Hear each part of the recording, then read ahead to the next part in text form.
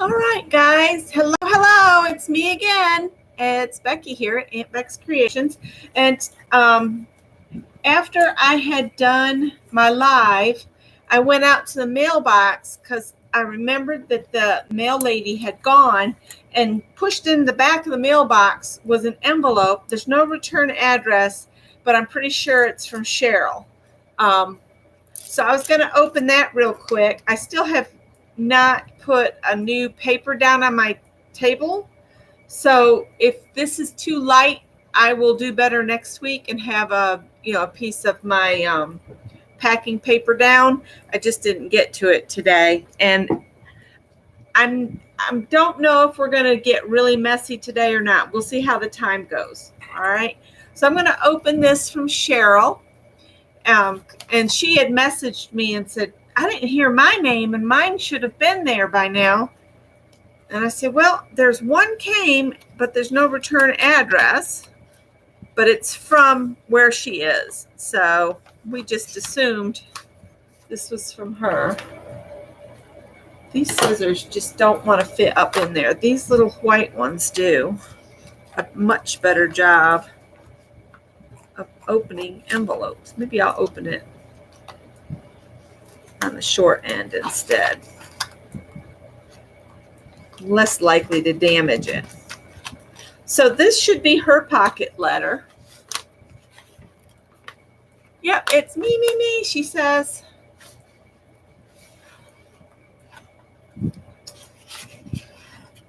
And a kitty cat napkin. Oh, here we go. Another envelope.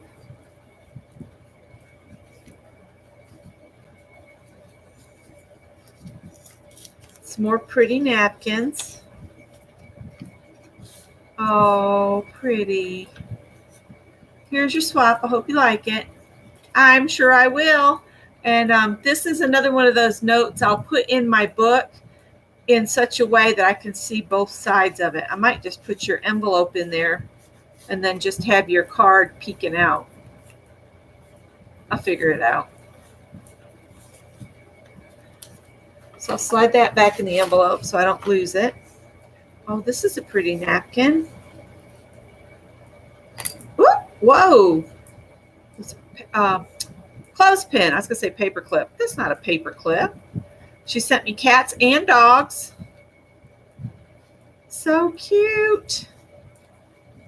Thank you so much. Ooh, some cool hearts with tie-dye. My son can do tie-dye like that. It looks just like that. And a cool bird. And then this looks like a well, it's got a UK butterfly on it, because isn't that the British flag? That's pretty. I love the little bird. That's so cute. So slide these back in here.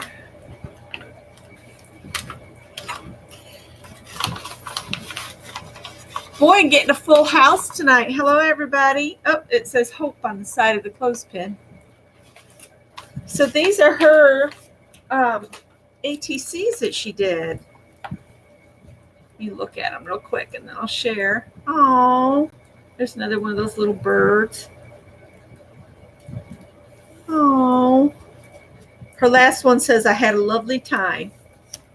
So these will go in my book. Oops, there we go.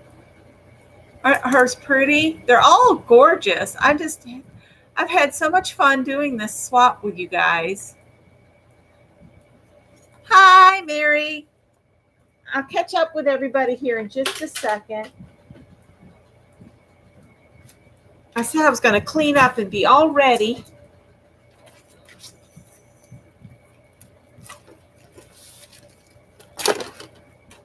Of course, now that we've opened Cheryl's Happy Mail, the first thing I want to start with is our doodly borders. I want to keep that going. So I'll put these in here. And my binder's getting full. These are awesome. So many beautiful ATCs.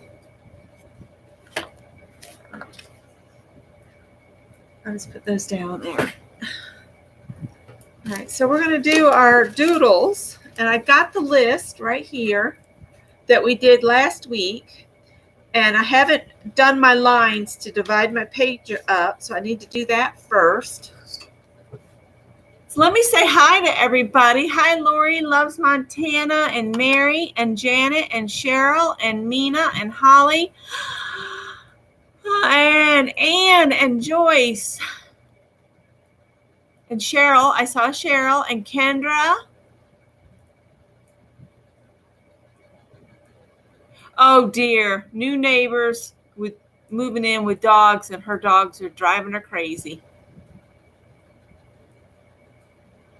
And Suze and Kendra and Mina, I think that's everybody. And if anybody's not said hello, oh, there's Isla. Oh, Isla, I have a question for you. The lily that I saved from the ditch, the blackberry lily, it's getting seeds. Do you want seeds? Let me know and I'll send you some. I can't guarantee, how fertile they are because, I've never grown any of them from seed. I just rescued that one from the ditch. But if you would like seeds, let me know and I'll send you some. Okay, I think that's everybody. You scroll back to the bottom. Janet, I said hi to Janet. Oh, Mindy. Hi, Mindy. What's Holly been doing to be sore?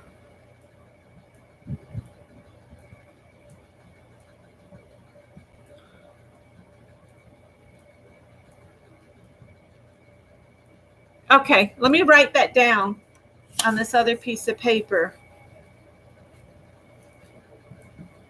Oh, that's about Bernadette's grooming. That's okay. Blackberry lily seeds.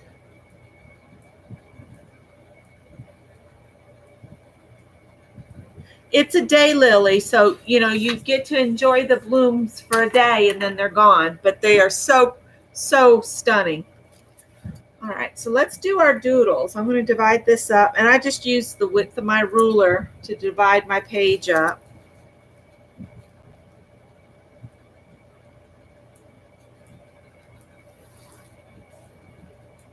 I like how Mary does a double line so she can write in between.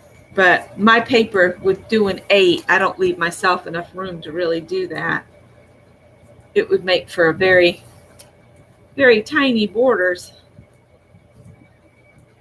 I need to make a list of everything we got to get caught up on up here at this house this weekend. We're kind of glad we don't have to drive, but there's a lot of work that needs to be caught up here. We just got to get it caught up.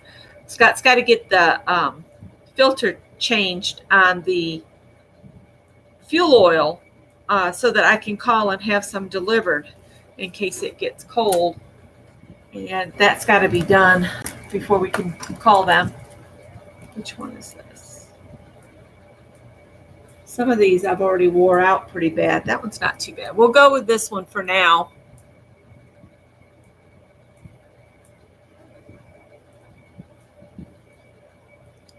Okay, so we're going to do our doodles. Sorry, I'm yawning. All right, the first one was from Cheryl. And she wanted us to do picnic baskets. And I didn't get everybody's name, but I tried to get everybody's name, but it didn't always happen. So I went looking for simple drawings. Let me see if I can make these look as simple as they really are. So I found a simple picnic basket where they had the top and leave a space for your handle. Make it look angled. Come across, leave a little space for the handle to go around. And then it has an edge comes down. It goes over to here.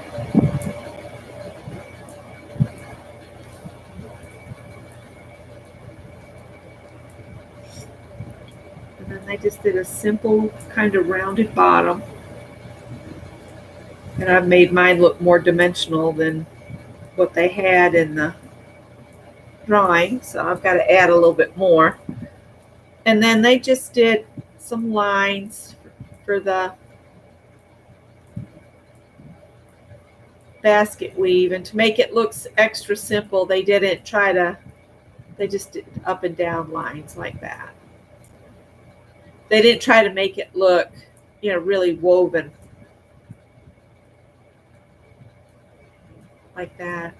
And then the handle on this side had a rounded edge, and then they put, I guess it's supposed to be the bolt that holds it in, and then the handle just goes up and over.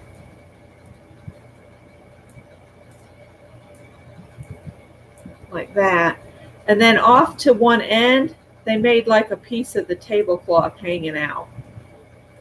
And then they just did lines to make it look like a checkered tablecloth like that. And that's how I am going to do them. Okay, Mary, that's fine. You can just, I might put a list of what the borders were in the description box if I can remember to do it. See if I can do another one.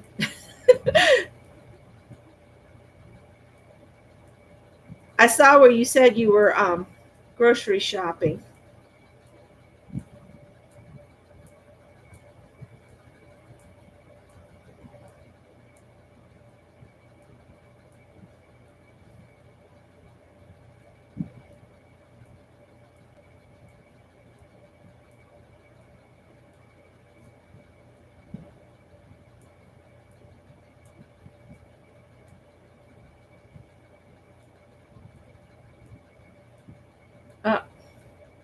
I don't think all my picnic baskets are going to look exactly alike, but I guess that's okay.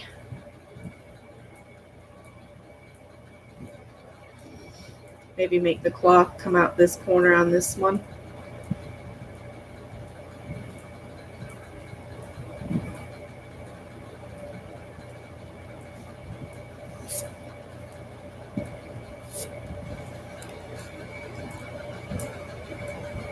Oh, okay.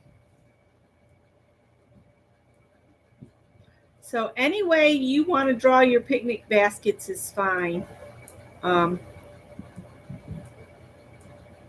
This just looked so easy. I thought, I'll just do it like that. And they can either follow along with me or they can come up with their own picnic baskets, which would be just fine, fine, fine. That one's handle's got issues. Maybe it got stuck in the trunk or something. I don't know.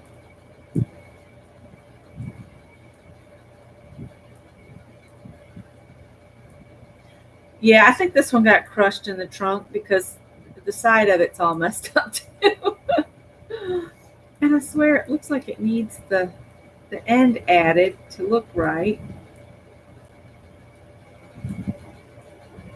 I was watching on YouTube where they do the Potter challenge, the Great Throwdown, and I've just been intrigued with that the last couple days. So I've been binge watching that while I rested my shoulder from helping Scott. And then this morning during breakfast, I just stepped wrong and pinched that nerve in my back. So I had to sit with ice for a while and take an anti-inflammatory.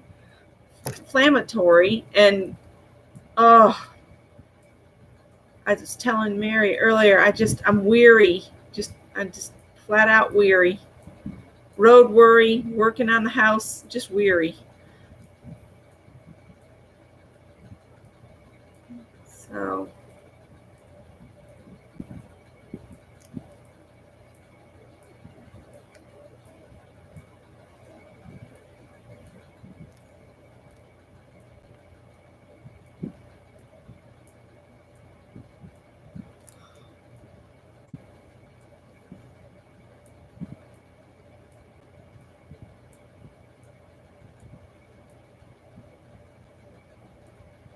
and these would be even cuter, colored in.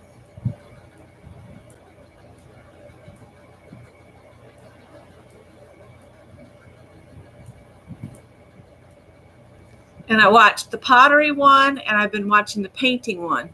Yes, my shoulder's much better. I think what happened, it was the left large bone. What's that called? Anyway, I think I strained the ligament on it, trying to hold that oven exhaust fan in place for Scott while he tried to get the screws in the right holes. And I think I pulled it really bad. And Tippy was my comforter. He tried.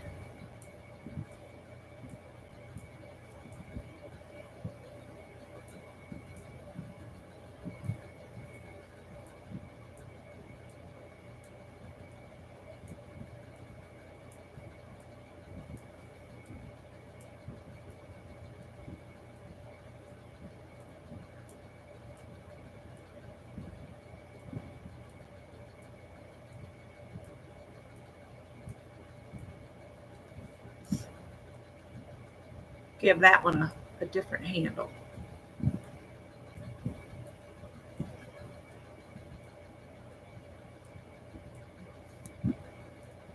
But I was watching the painting one, and they were really focused on perspective, and on that TV show it's on YouTube.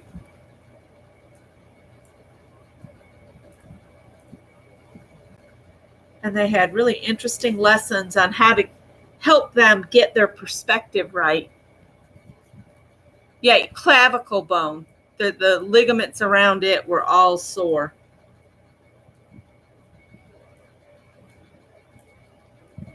I told him I couldn't hold it. And finally, Greg woke up because, Greg works nights, so we didn't really want to jostle him at 9 a.m. and stuff. And he helped his dad for a while because I'm losing my ability to. I had such great strength and everything when I was working all the time, and now I feel like I've just wimped out since I'm home. And I'm getting a little older. I'm not old, but I'm getting a little older, and I have to come to grips with the fact I can't do like I used to. Let's put the napkin out down here. So there's the picnic baskets, a row of them. All right, so next was fireworks. And I didn't catch who mentioned it, but I found the really easiest way for fireworks is to just draw a star. And I'm just going to do the cheater star. That's just, you make a V up, and then you come across like that. And then you make a line out from it and add another star there. Add another star. Well, that doesn't look like much of a star, though.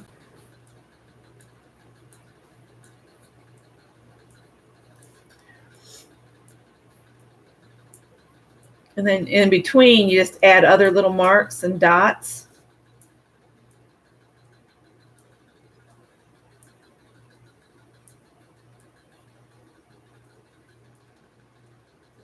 And that's how they did the fireworks.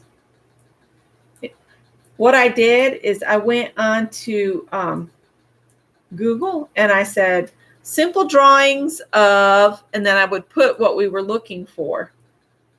So do your little crossy star.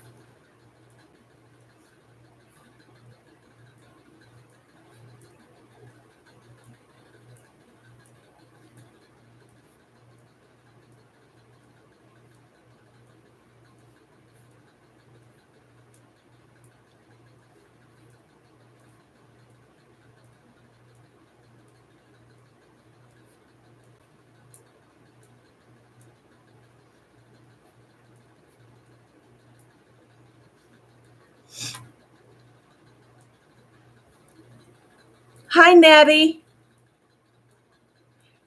Yeah, my shoulder's much better. Thank you, Holly. I miss cereal. The only cereal I eat anymore is oatmeal. There's too much sugar in the box cereals.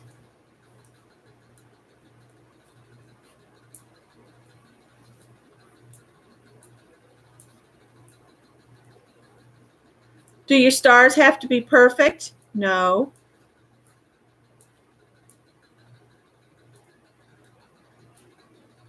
Remember, these are doodle borders. Something you're going to mindlessly do to finish out a page. They're not great works of art.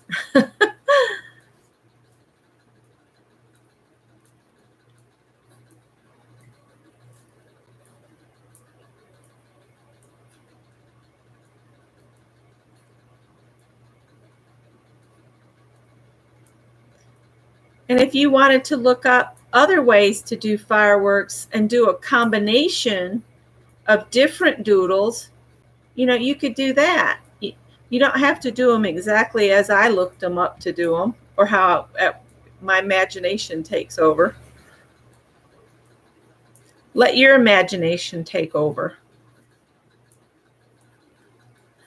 I think everybody needs to think about, they need to strive on improving their own drawings and not worry if they look like this YouTube artist or that YouTube artist. None of us are going to draw and do art the exact same way. And trying to do exactly like Mary or exactly like Becky or exactly like Lisa or Tanya or anybody, you know, you're defeating yourself. I don't think I had a name by that one. I did not.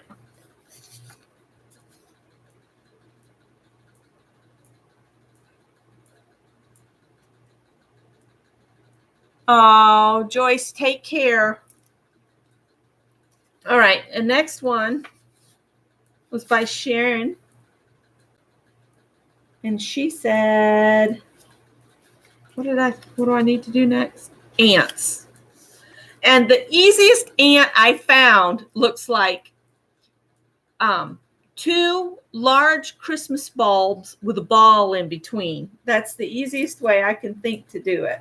So if you do like a Christmas bulb back here, you know, the big ones like this, and then in the middle do a little bulb like that, just a little ball, and then add another Christmas bulb out front. Of course, now it looks like that's his behind. Yeah, we'll just make this one walking this way. Give him a dot for an eye. And we'll make mine look more personable. A couple antlers. And then this one just shows 3 legs. So they put a leg at the first joint, and then a little leg here in the middle, and then a leg here. And that's all they gave him for legs. But if you wanted, you know, you could add more legs so that he has 6 legs. There you go. You can give him however many legs you want. And then, of course, you'd color him in black if you wanted to.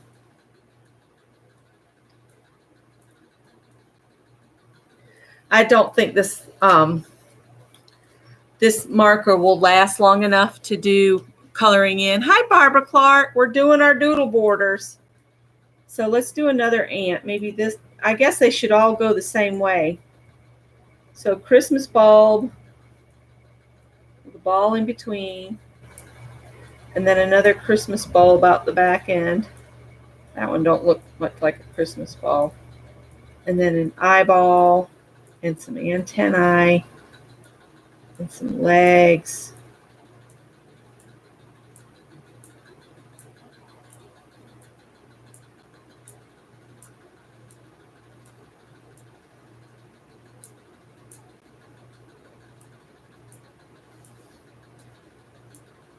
See if I can do better on this next one.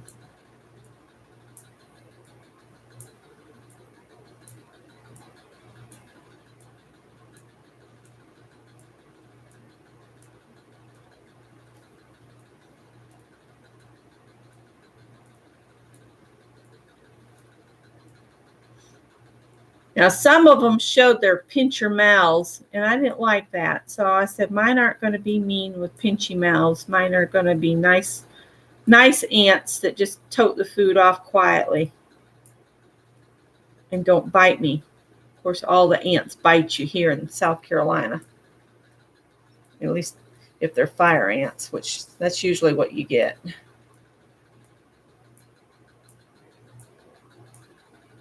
And again, the more you do them, the more improvement you'll see in their shapes. I say that, and then that one looks weird.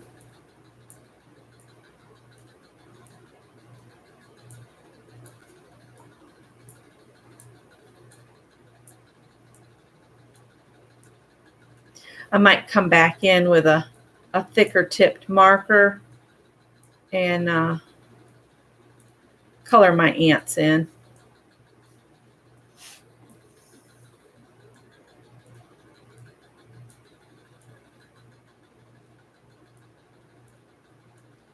I'll look up here at chat and see what y'all are talking about in just a second.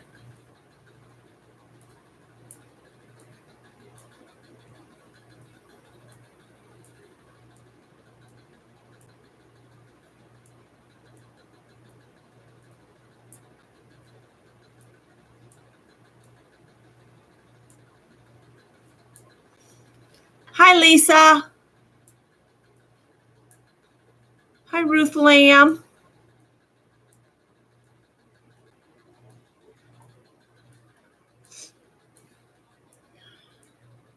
We've been invited to our nephew's housewarming in Tennessee, but I don't think we're going to go because it's a weekend we're supposed to be down working on the house. Uh-oh.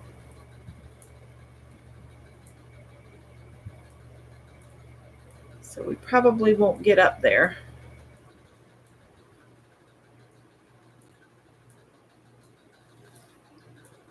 So there's my ants. They're not... Okay, Barbara, that's fine. Y'all are welcome to come and go. I'm not going anywhere for a while. These are those big ones I get at the Dollar Tree. This one appears to be about dried out. I'm just going to color one in.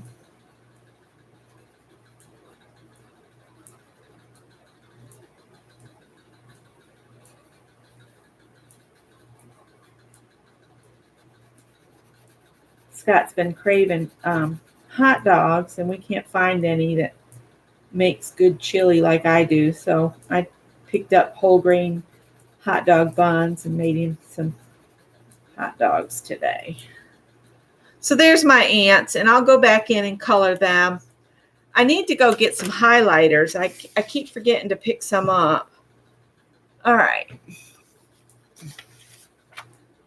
So next is from Mina, and Mina said autumn leaves. So I looked up how to draw a maple leaf, and they have two small little points that come out from the base, and then you have two sections that come out, and then they meet in the center. So I'm going to start at the top because I tried to start at the bottom before, and it didn't work out for me. So this comes up and comes down.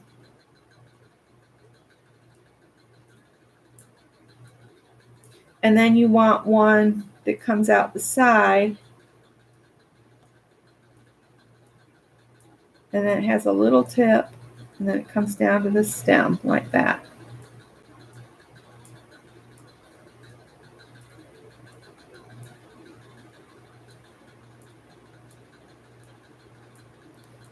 And then it has the lines.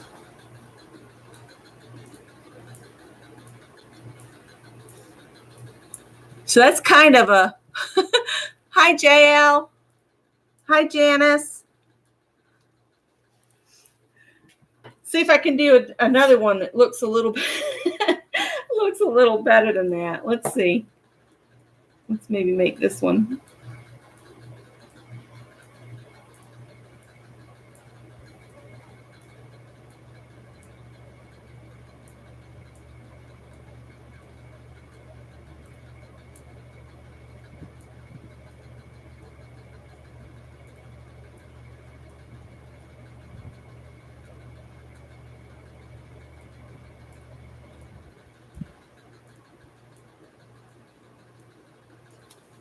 No two leaves are going to be the same that you find on the ground. So I'm not aiming for anything that looks,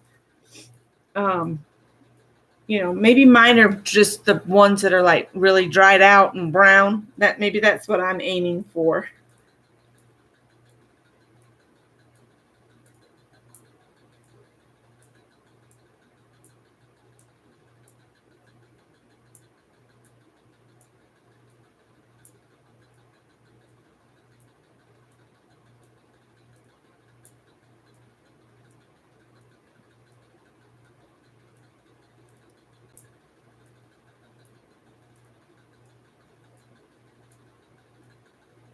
We used to do sugaring when I was growing up. Look at the, yeah, I looked at the, I just was trying to make it look.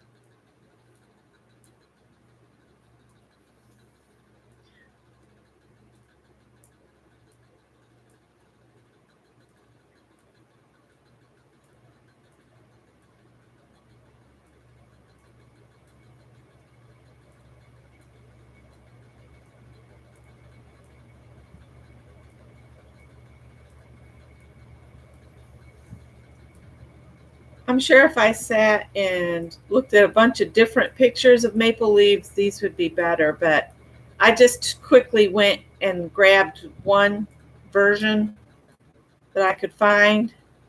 So that's what y'all are getting watching me struggle do.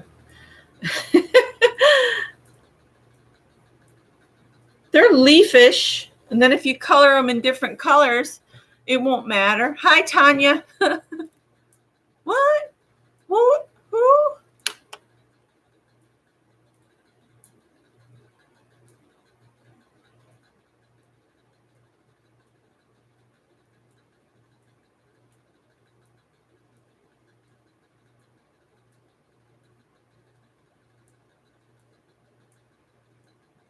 Oh, I was in the zone probably. Sorry, Tanya.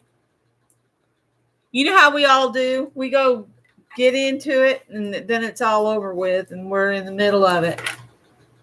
Let me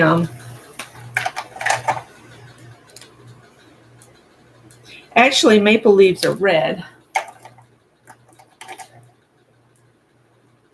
And my red in this is just stinky.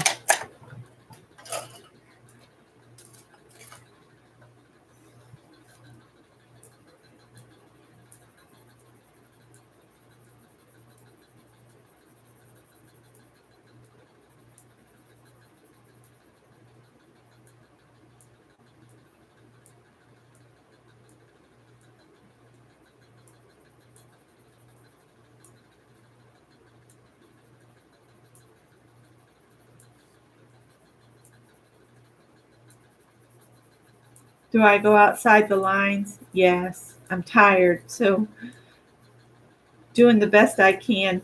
Plus, I have a sty on my eye, so visibility is not too good. Oh, Tanya, speaking of visibility, how are you doing with your eye? I saw you They only made you wear the patch for a few hours. My mom had her eyes done, and my youngest sister had she had something done to hers, and I couldn't remember if they wore patches or not. But then I got to thinking my sister had to put drops in, like every hour on the hour or something when she had her eyes done.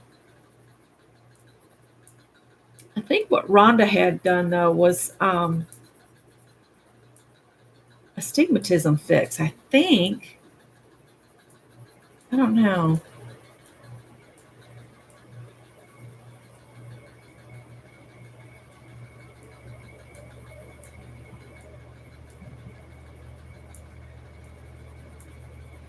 Too bad I don't have a black colored pencil here, because this is going quick with a colored pencil.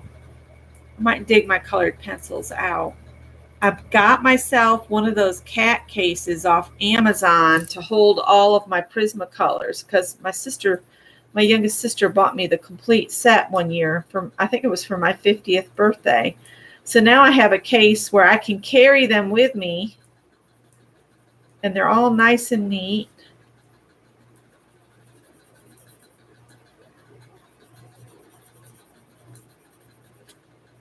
Whoops. But I don't think I have a black pencil out here. These are my thrifted colored pencils. This says it.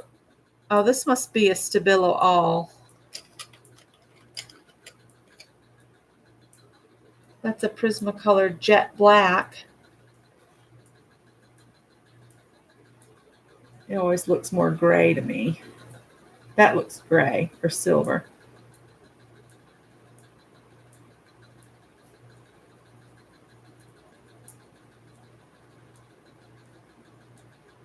Yeah.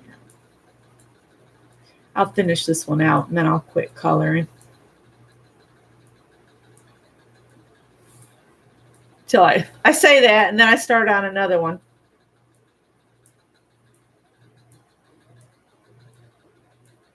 I guess if I colored all in with this and then I came back in with a black, this would be more of a highlight that I could leave, That might actually work out good. He's got a firework on his fanny. So if I maybe came back in with Stabilo All, I could give him a black eye.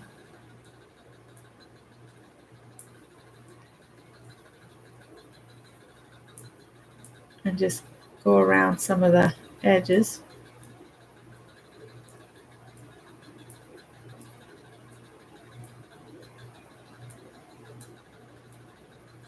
Yeah, I'll come back in and do that. I think that looks good. Becky, did you gift me extreme glue sticks from Amazon? Wasn't me, Mary. Not this time. Not me. Not me.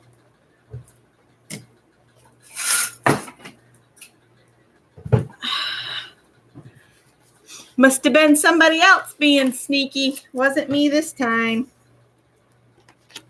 Okay, let me see who's next. I got these envelopes out because one of the things I want to do is decorate some envelopes, and I do want to color them with colored pencil instead of paint this time. All right. I think the next thing was a waving flag by Arlene. Will I get all 52 stars on these flags and all of the stripes? Probably not, but it'll be a sketchy rendition of.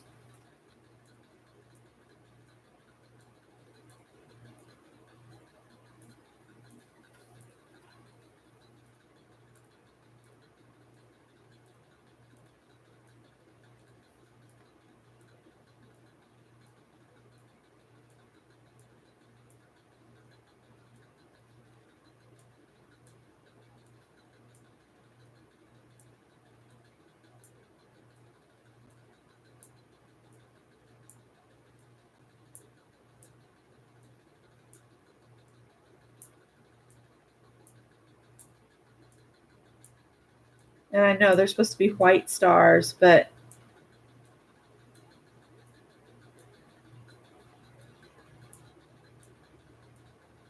I'm not going to take the time to color it in right now.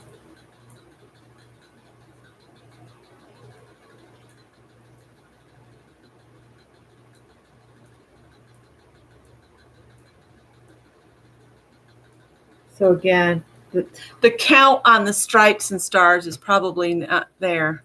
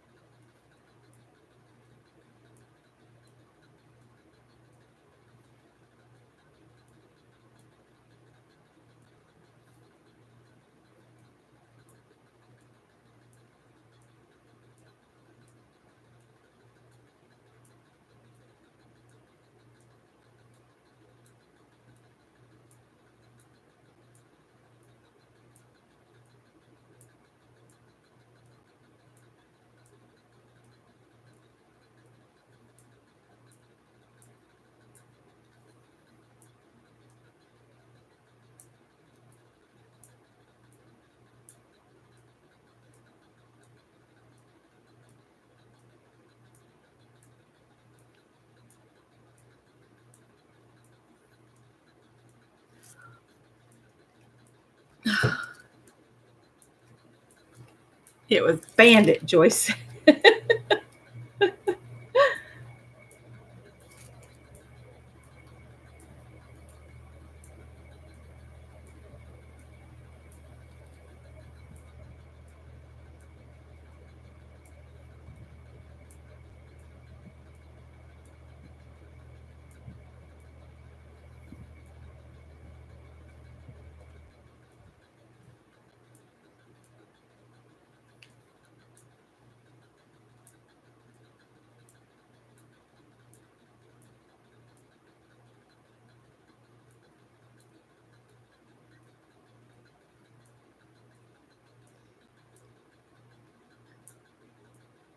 Like I said, I'm not going to be able to get 50-something, 52 stars on these itty bitty little drawings. So it's going to be the best I can do.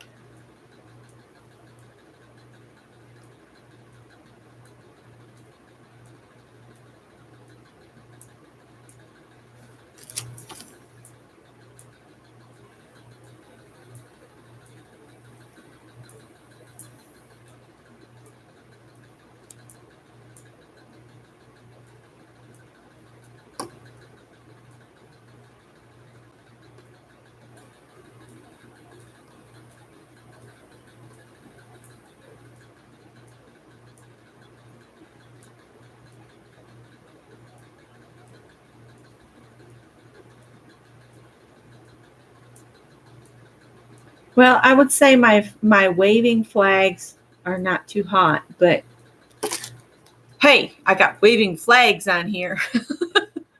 It's only 50 stars, right? They didn't add the 2 for the 2 territories, did they? Oh, I have no idea. I've been out of school too long, I think.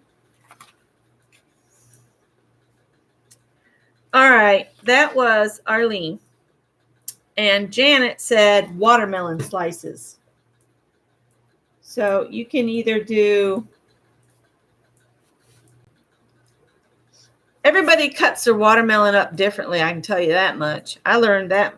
My mother-in-law, she cuts the full length of the watermelon and then a wedge. I mean, it's like the whole thing. So if you get a wedge from my mother-in-law, here's the green of it, but then it's going to be like the whole length of the watermelon.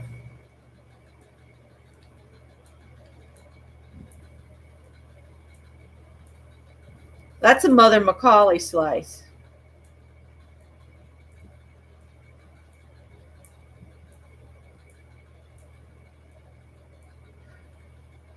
First time she did it and handed me the slice on a cookie sheet, I about fell over because I'm used to a New York slice.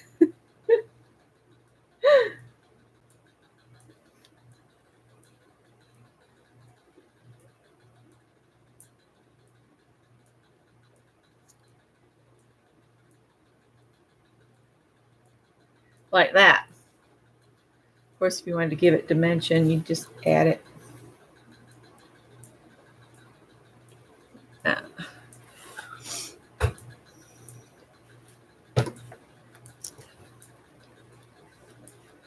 Holly's the glue stick bandit surpriser.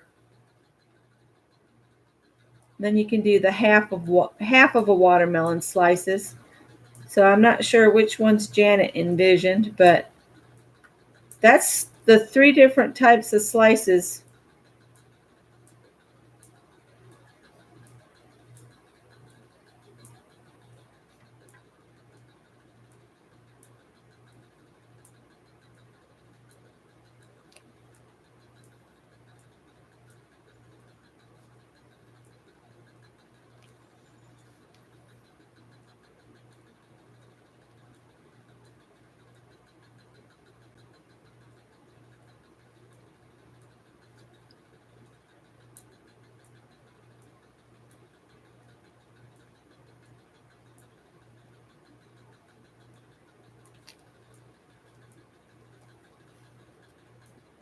Looks like a New York slice of pizza to you.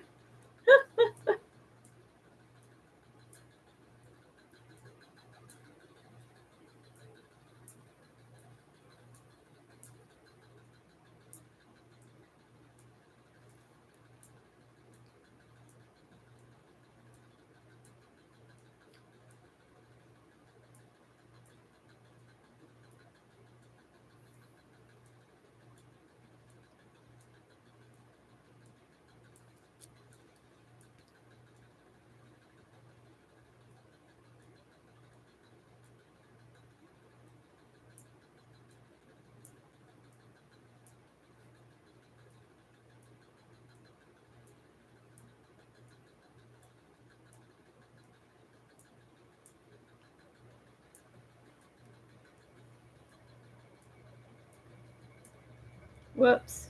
This melon has seen better days. Maybe it grew up against a rock. Put a few seeds in. Maybe I should add some color, make it look more like a watermelon. Woo! Excuse me while I throw stuff around. Oh, these markers. They were such a joy when they were new. Guess I need to add them on my list of things that needs to be replaced because I did enjoy them when they were brand new.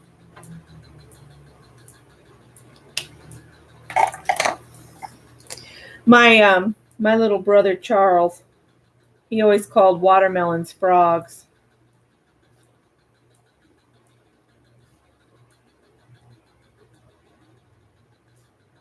All right, that can't possibly be pizza now because it's green. If it's green and it's pizza, then it needs to probably go in the trash. It's been in the fridge too long.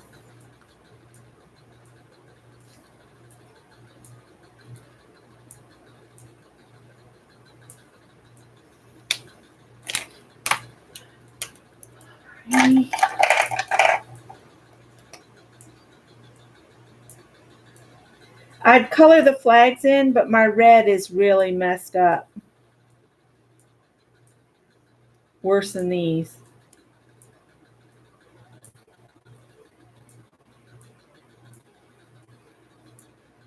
Gregory bought that's my son.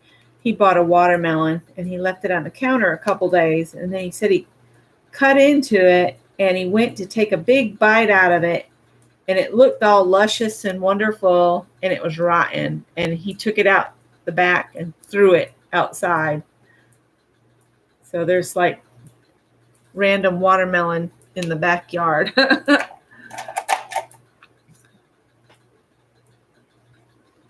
Mary says she's got a metal ruler. No one buy her one.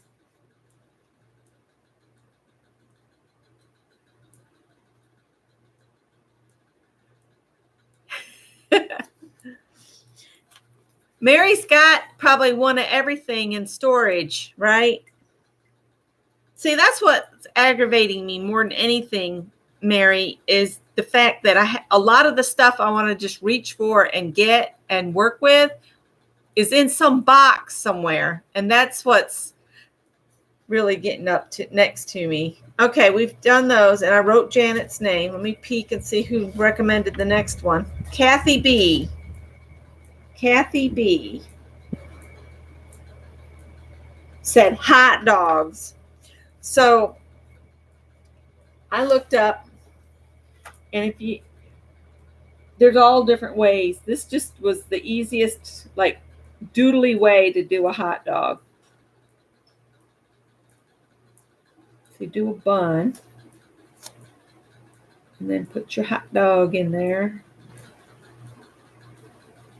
and then do another bun on the other side. And then you make a squiggle down the middle for the mustard. And there's a hot dog. Woohoo! It's very aggravating when your stuff, you got it, and you go to reach for it, and it's in a storage or in a box. Scott runs into the same thing because he's got tools here, there, and in between, and he gets frustrated too. We're going to make this one a kraut dog. I like sauerkraut on hot dogs, so I'm just going to put some squigglies on it. I like kraut dogs, and I like coleslaw on hot dogs, and so that one's got coleslaw. Not coleslaw, kraut, sauerkraut. So you draw what looks like a canoe, and then you put hot dog in the middle. And another on the other side. We'll do another squiggly line of mustard here.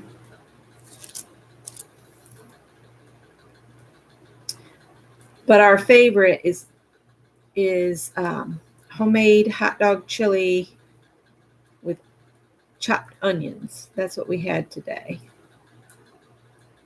My mother-in-law taught me how to make really good hot dog chili.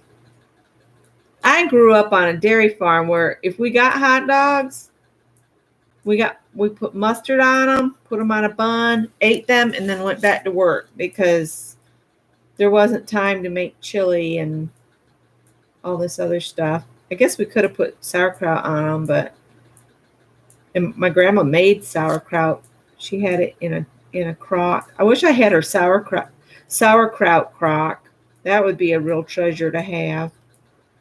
We'll make another kraut dog here.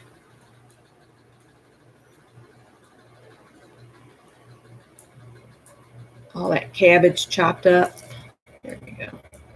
That bun's a little on the canoe side.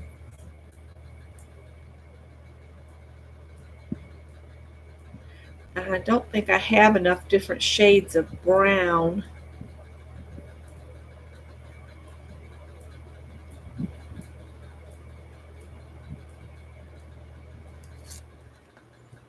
One more hot dog.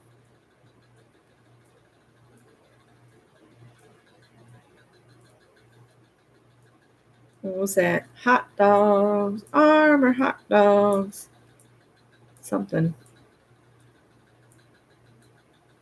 There we go. I made hot dogs. Oh, Cheryl. The next time we move, I'm hoping it'll be our forever home. I'm done moving. Oh, this is too dark. I don't want to put this on here. I'll wait till I can pull my colored pencils out.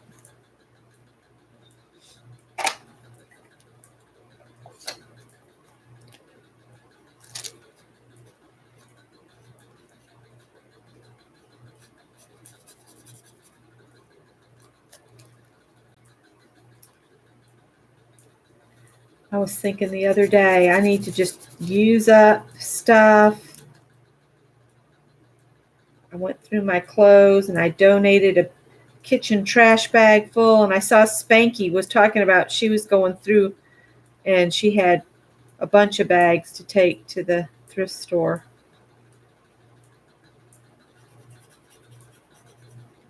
I figure if it's in my closet and I haven't wore it in a whole year, it doesn't need to be there anymore.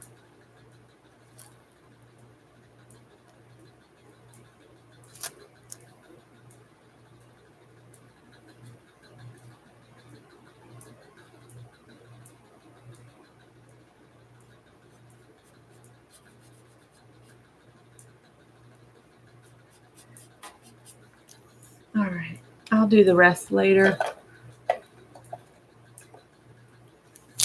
Okay, and the last border, ice cream cones. And who said the ice cream cones? Mitzi.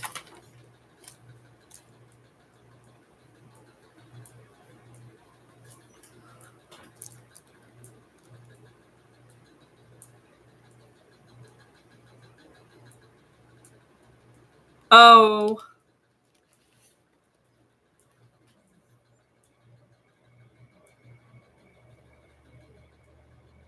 Oh dear, they wanted you to wear a button front shirt and you didn't have one.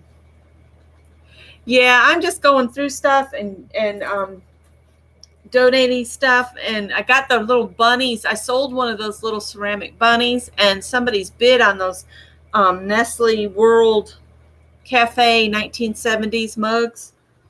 So we were thinking about going in search of some other things. So I'm doing the cone.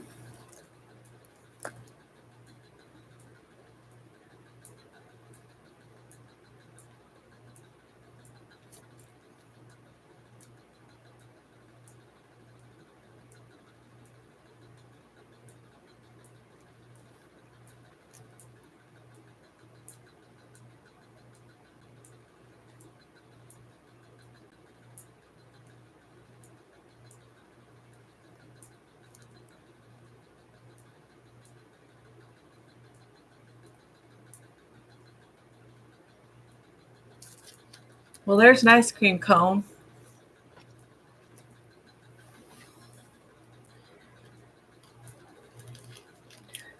So I guess you could make them go in different directions if you wanted to.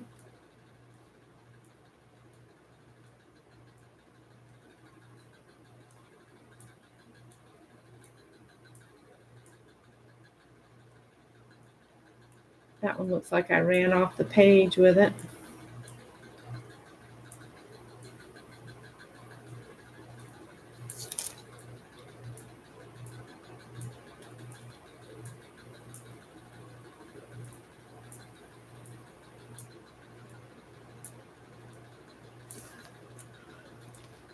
That cone got broken off.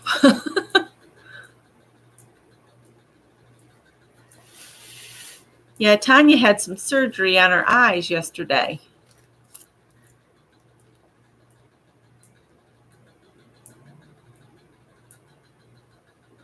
This one's a great big ice cream cone. This must be a jumbo extra large.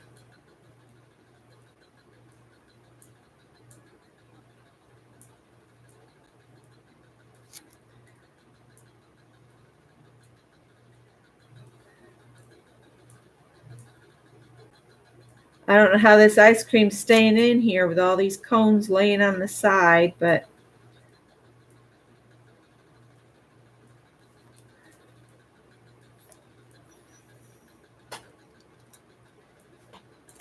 making you want ice cream.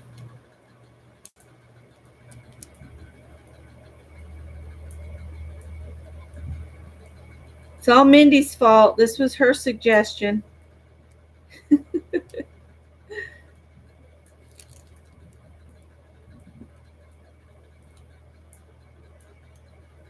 Uh-oh.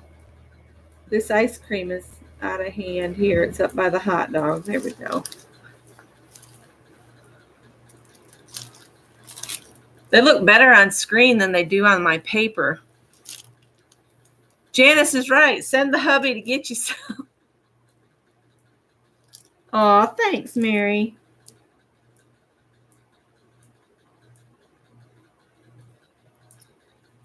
So I don't know what to do for our themes for next week. You guys got any suggestions? We kind of did back to school stuff last week with the ABCs and 1, 2, 3s. Trying to think of what other. I guess we could do a fall theme. Well, we've kind of already done that too, because we've done acorns and squirrels, haven't we? Let's see. Let's look back and see what we've already done so that we don't duplicate what we've already done. So I'm going to flip my page here. Somebody sent me this pad. I guess I could use the back of this one. So this will be for, let me get my calendar open, September 4th will be our next Wednesday we get together. So we need 8 borders for next week. 4, 5, 6, 7, 8. Yep, Labor Day is the 7th, isn't it? No, it'll be the Monday. So 7th, 8th. It'll be the 9th. Yeah, Halloween would be in October. I don't want to rush it too quickly. I'm trying to think of what else is in September.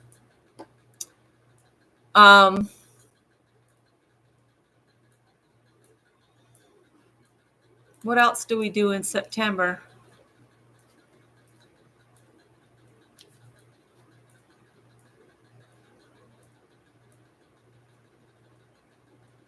Oh, September 2nd is Labor Day this year.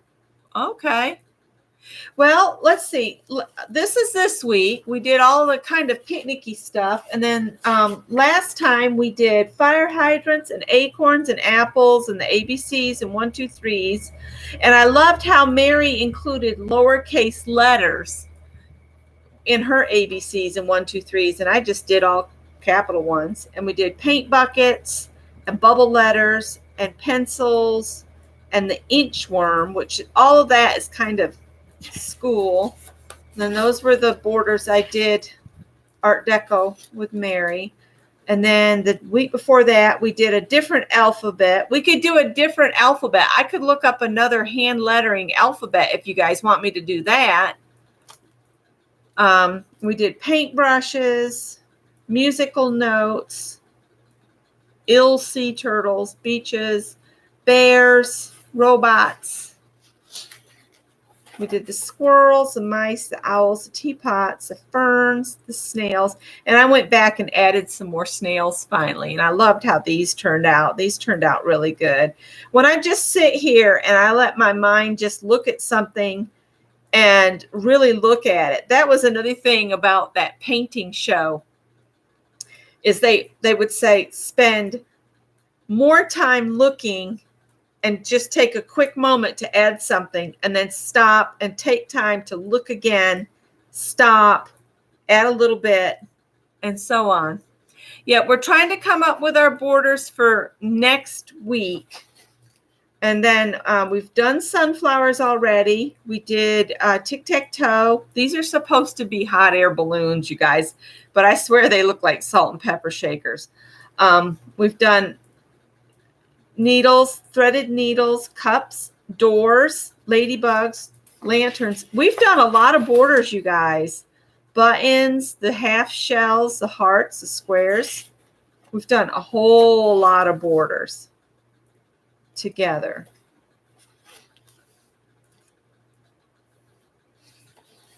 An old-fashioned desk phone. Okay.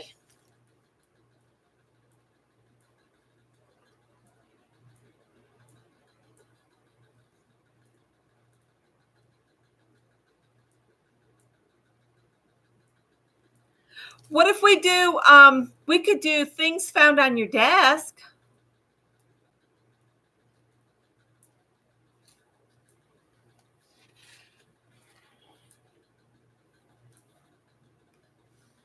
weather, a stapler,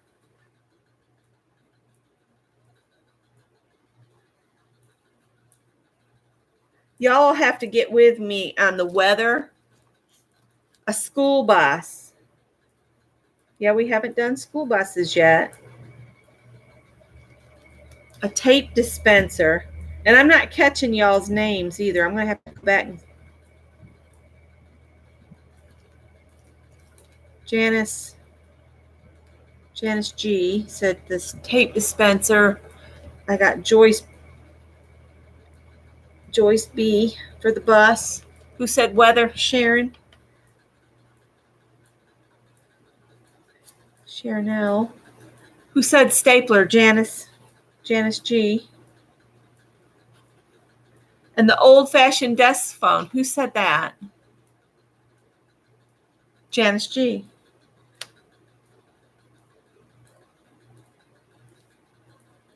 I might do these in the order that the ones that Janice recommended. Hoodies. That could be interesting. That was from Joyce. I'm probably missing some. A desk lamp.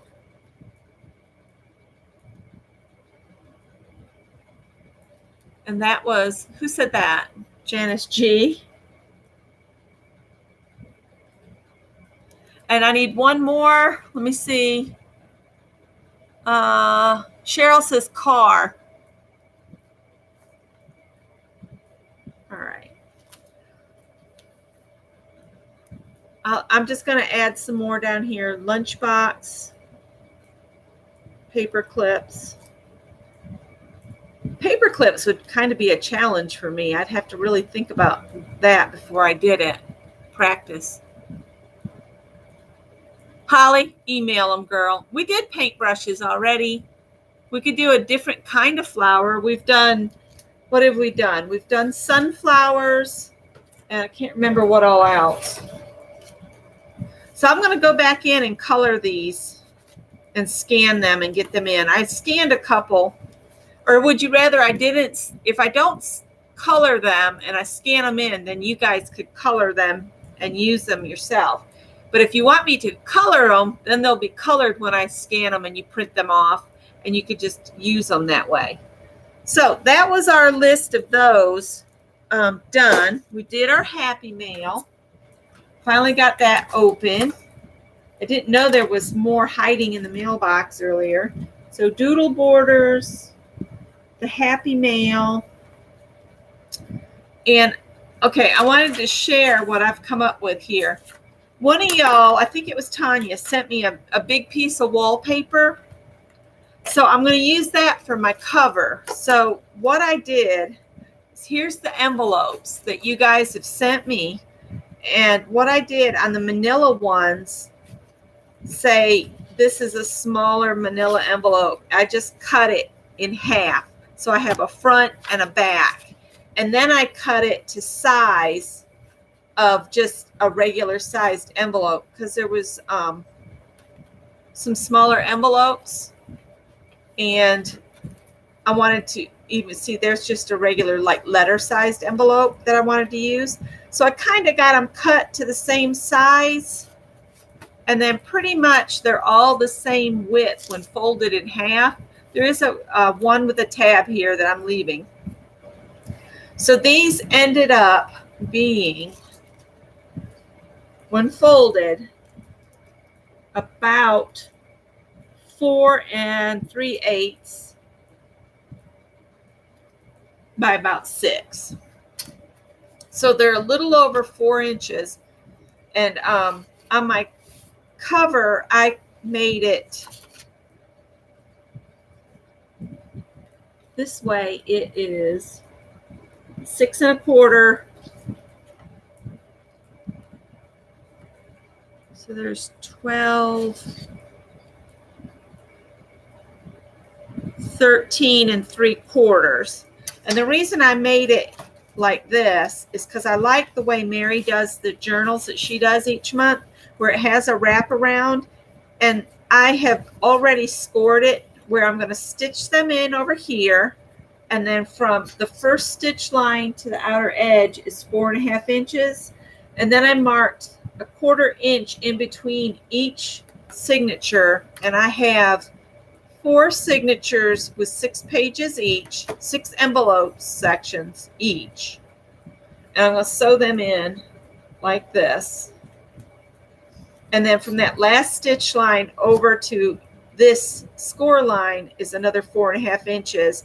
And then I just did 1/4 inch spacing 3 times there and folded it so that when I get these stitched in, this will fold really easy around. And I'm going to attach a string with a brad right here, and then I can just wrap it around and tie it shut. So that is how I'm going to put this, sew this in. I just wanted to go over that with you guys of how I'm doing this. And we'll come back and maybe I'll just do a video of how I sew these in so that this can be a project people, if they want to do it a little at a time with me, they don't have to watch a really long video. I think for a project like this, with people working along, it works better to do the shorter videos, especially for people that can't sit for a long time because of, physical limitations. So I want everybody to be able to participate in turning their happy mail into a journal. And I used some of the napkins, and I did a little short video earlier on the manila envelopes. On the outside, of course, you guys have decorated them really pretty. And the only reason I wrapped this napkin around here is to hold that washi tape on. But I covered it with the napkin. And I think it just, the inside part of the manila folder, that way I have y'all's art is still there, but then I've added a little bit of the napkins from the Happy Mail. So I buffed up or beefed up the manila ones, and now I need to go through, and the ones that are just plain white and there's nothing on the inside, I might use some more napkins or some painty papers out of my collection. Now, the next thing I wanted to talk about, I'm going to set this aside, but when you trim your envelopes down, keep the trimmed off bits, okay? And take those and just chop them up into 1/4 inch strips. All right, if you do that, then you have all this delightful fun here. And I'm going to show you how to do something really quick. I got to grab a scrap. Hang on.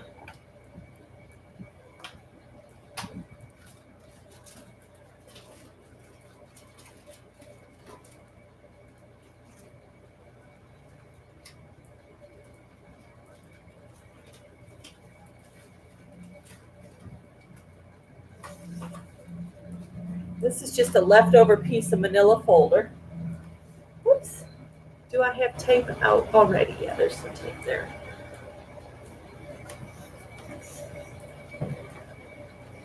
If you want to make a really quick, fun card front, all right, the front of a, what are they called? An A1 card is 4 1/4 by 5 1/2. So if you want a margin, you would cut your base piece that we're going to build on at 4, because I like to have about a 1/4 inch around by 5 1/4. I might do this a little bit more and then straighten that end up because it doesn't look straight.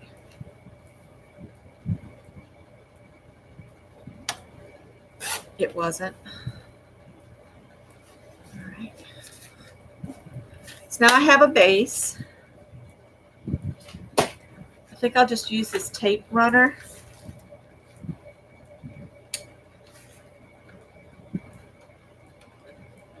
Am I holding it wrong? I'm holding it wrong.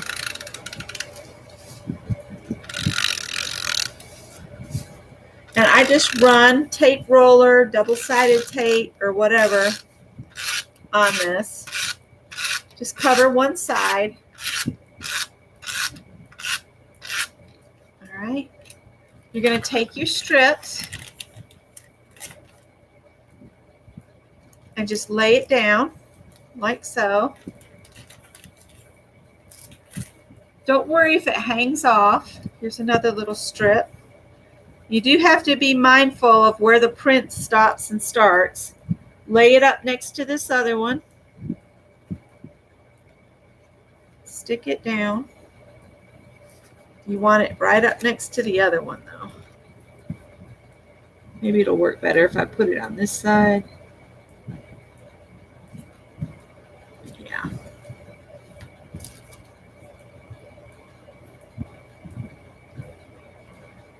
And this is how I made the cards that I sent out in the swap.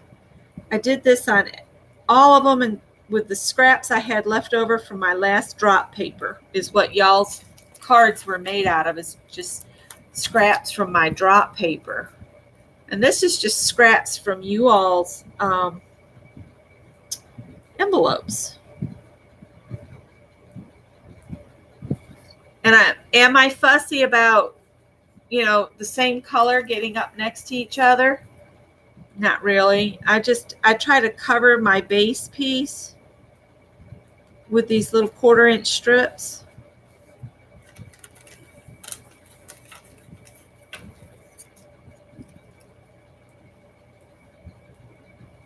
Oh, is Mark here? Hey, Mark.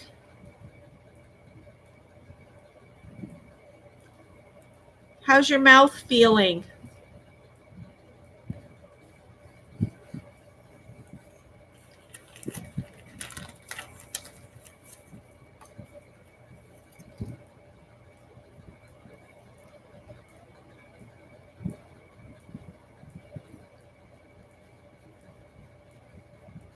You can also do this with spray adhesive if you want to.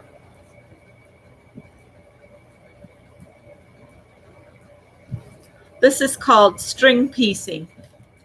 And if you do it as a quilter, you can end up with some really interesting things.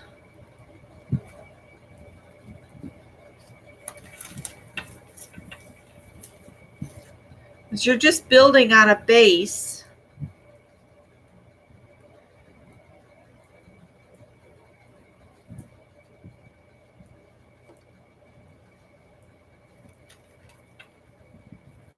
And if the adhesive you're using is, oh, that's kind of crooked. I can't use that. If it starts to come up, it's easy. You just lift it and add some other type of adhesive. You can put some liquid glue down if you need to. You got to be mindful that your piece is long enough to cover the space you're trying to cover. That's why I said if you cut it all up, then you've got long strips. And then when you get down to where whatever you've cut off is all you have left, then you just piece it on here. It looks really cool when you do some piecing with it too. Not sure I have a card base here that this will fit, but we'll see.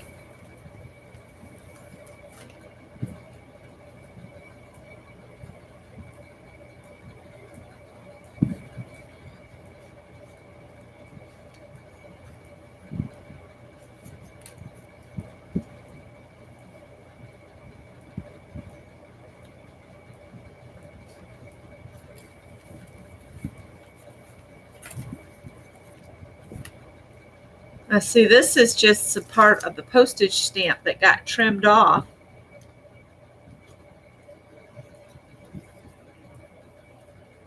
I think this was in a lease envelope. I haven't seen Elise in here in a while. I hope everything's okay with her. Well, as long as you're getting better, Mark, that's what counts.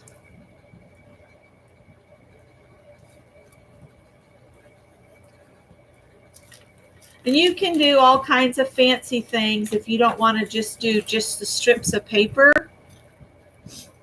You could come back with like a glitter pen or whatever and just follow the lines of it and put like glitter glue down in between each of the strips. But I don't usually do that kind of stuff too often because these are 1/4-inch strips.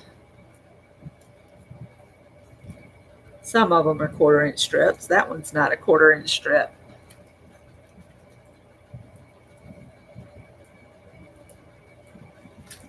Oops. When you get to the corners, sometimes by the time you get to the corner, the glue or whatever you've used might be dry. So you might have to add a little bit of something else to hold the things down.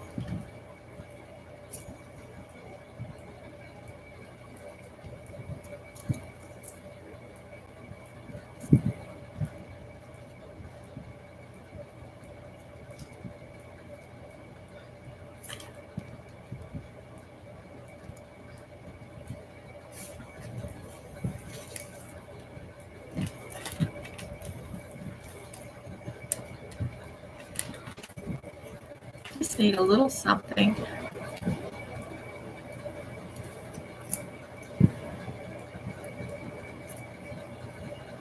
There.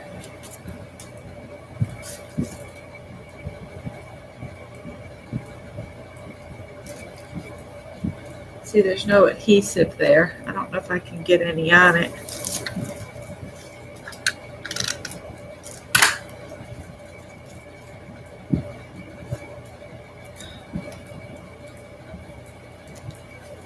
All right. Oops. Doesn't want to stick. I might have to glue something on the corners.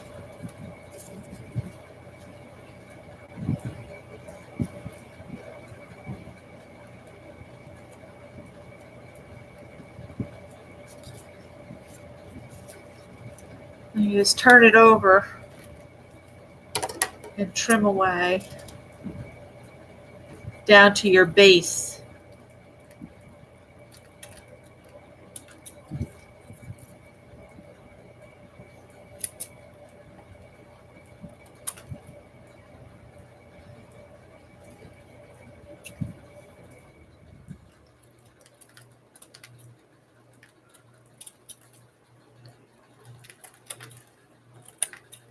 This way, you can gift the art back to your friends in the form of a card.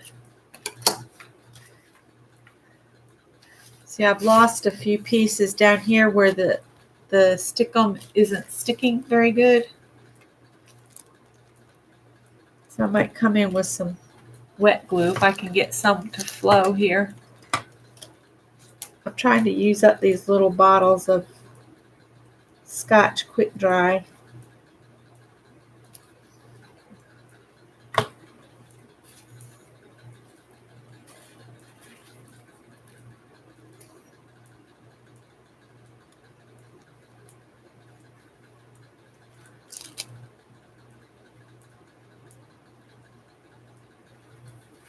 All right, might let that set a minute. I'll put a little bit on this corner.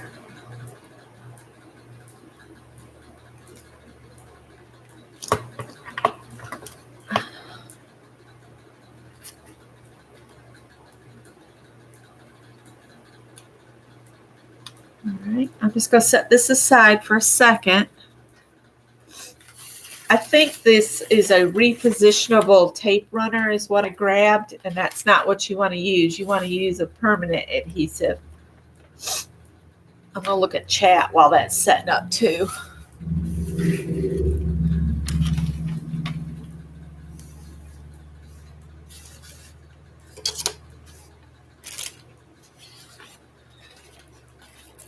When I had my wisdom teeth out, because I had all of them taken out at once, I lived on milkshakes. That's what I lived on. My wisdom teeth were impacted, so that was not pleasant. So since this is a kind of a temporary adhesive I've accidentally used on here, I'm going to just stick a little liquid glue down and stick them back down. So if you wanted to use glitter glue in between your pieces, You could do that, and that would help hold them down too if you were like me and used a temporary adhesive. But see, then you get this pretty strip, and then you can take a card base. Let's see if I've got one. And you just, this one's a little small. Is this even a card base? No, that's a piece of watercolor. This might be a card base. Yeah, I'll just put it on here. And when I made Mary's, I just covered the whole thing in double-sided sticky tape. And then I just sat and did my best to piece all those little pieces. I was watching something, and you know, sometimes when you're just watching a movie or something, all these tiny pieces gives your hands something to do while you're watching. So there's that. That's how you use up those little scraps that are left over from when you trim something. Now I have this pretty card, and I don't really want to use that tape again. This is the tape I was looking for that I should have used. Does it matter what color base you use? Not at all. You can use whatever scrap you have. Any cardstock scrap, even if it's a smaller, like if you had maybe 4 2x2 squares of scrap paper and you did that on them, when you put them together, I know, well, let me see if I can show you. I'm not going to take the time to do it because it would take a while, and I would like to at least get my Lori's envelope done tonight. I was thinking of doing a Dirty Dozen to make some postcards to mail out. So here's my card base. I came across these card bases when I was cleaning up too. So you have to take the stick them off, the paper off the stickum that runs in the middle. But then on the outer side, I just take it off just a little ways to give myself a little extra time to get it placed where I want it. And I'm going to go ahead and stick this down. If some of the papers start to come loose, I can still fix them, you know, on the card.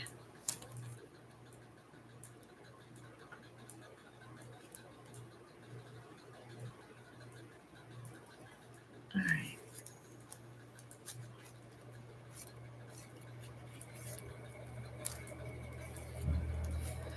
So if you had 4 small squares done just like this, okay, let's see. We'll have a square like this and a square here.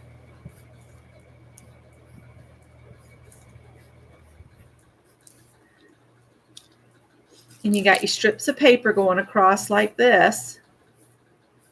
And you do that on all of them. But then you take and you turn this one. So the strips go that way and then turn. And the strips go in the angle this way. And then they angle this way. When you put them together, you end up with a really cool card. So like here's, this would be the 4 squares. So these strips or strings would go that way. If you turn the block, it would go this way. And see what happens is you make a large block this way and you end up with a one-of-a-kind card.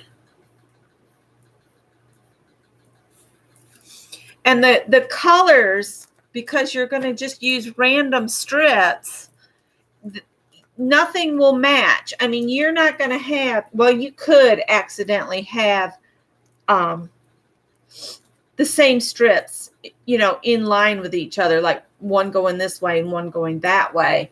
But it doesn't always happen that way. But you still pick up this design, and it looks really cool on a card, a quilt block, any of that. So see, now I have a card that I can stick in with Lori's ATC pack. So that's why I wanted to do this. So I'm killing two birds with one stone. I'm showing you guys how to do string piecing, and I've got a card now for Lori. And I found a bunch of hellos in a little bag that I put up real safe so I would know where they are. And now I don't know where they are, but if I could find one, I would glue it right there. So there's a card for Lori, and we did our doodles. So we'll set that aside. So I showed you how to do the string piecing.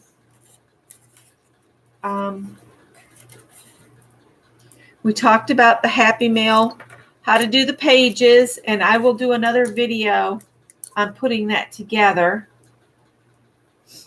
And then I want to do Lori's envelope. So I'm only going to do one. The reason I got so many out is I have some Happy Mail I want to send. But I'm only going to do one mushroom with you guys right now. Hi, Arlene. Sorry I missed you. Hi, Barnyard Chicken. Okay, I did two different styles of mushrooms on those envelopes. I did some brown tan ones, and then I did some red topped ones. So I don't know which one you guys want to do. I'm going to fold this over so I can see where that fold is. I'm thinking of doing it all just with pencil and then colored pencils tonight instead of paint, so that I don't have to pull the paint out right this minute. So I'm going to do the stem.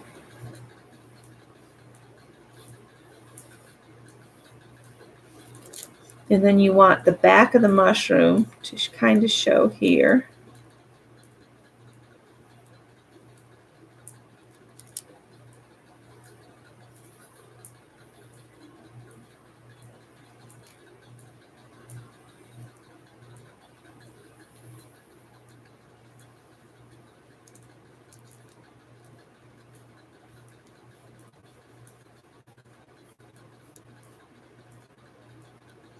And then I turned them all into little houses, so they each had their own little door. Let's give this one a window in the door. And door handle. Maybe we'll put a little window up here.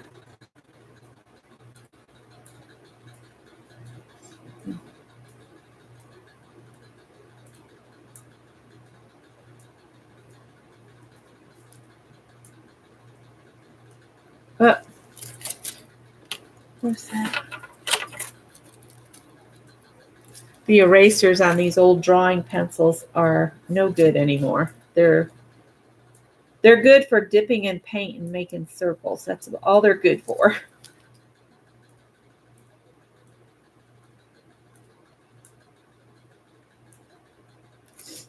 And then we'll give some grass. Maybe some little flowers.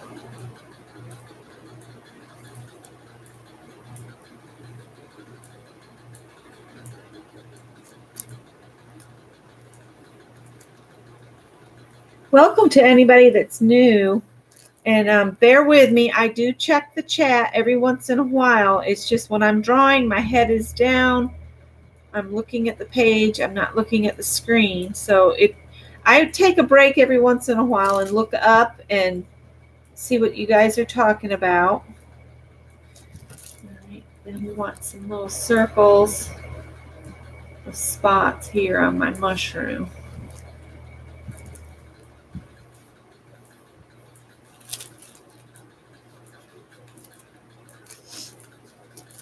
All right. Good night, Tanya. Rest your eyes.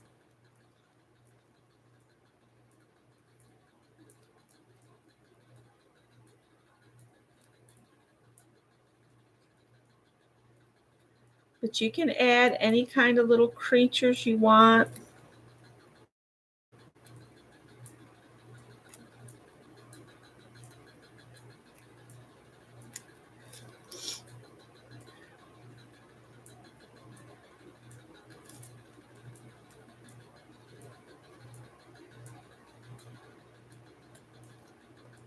down.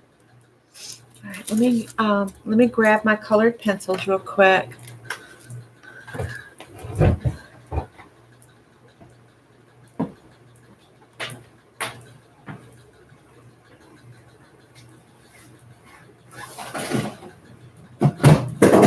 See Doodles?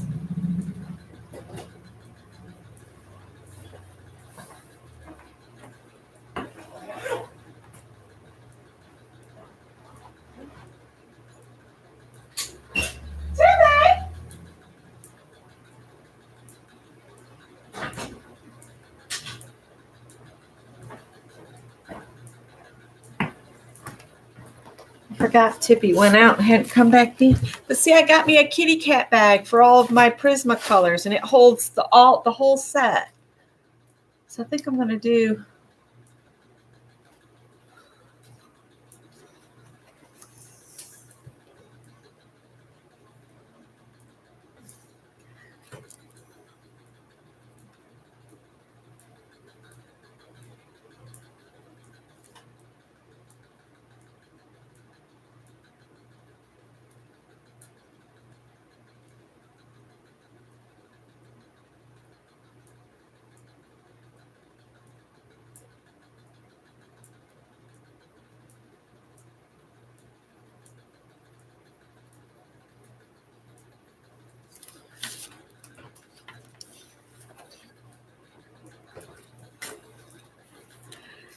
Yeah, I'm working on a Happy Mail envelope to send to Lori that won my ATC extra.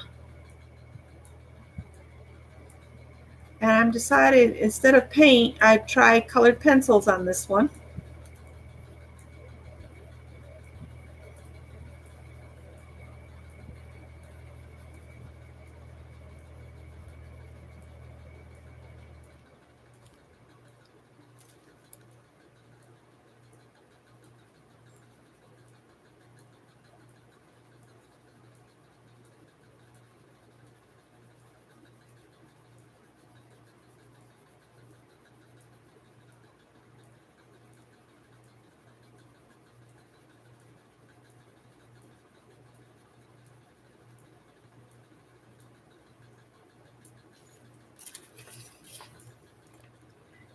The colors won't be nearly as rich as, paint. The coverage is very different with pencil.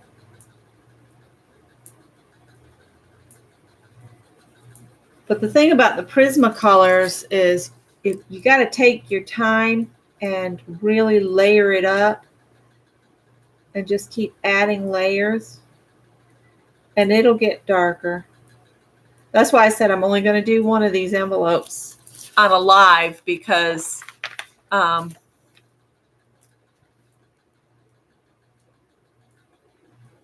it'll take a while to get it colored in with a colored pencil. And the only other thing I had on my list to do tonight besides this is a quick Dirty Dozen session to do some postcards to mail out. I don't know if anybody wants to play or not, but I was going to throw it out there that is an option.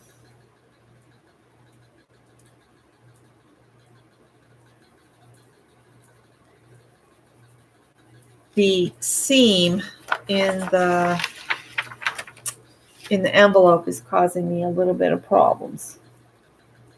I'll have to remember that, and what I can do is I'll get a piece of craft foam slid in there so I won't have that happen again. Yeah, I did a drawing last week for the spare extra ATC set I had, and Lori Richards won it, I believe, was my winner.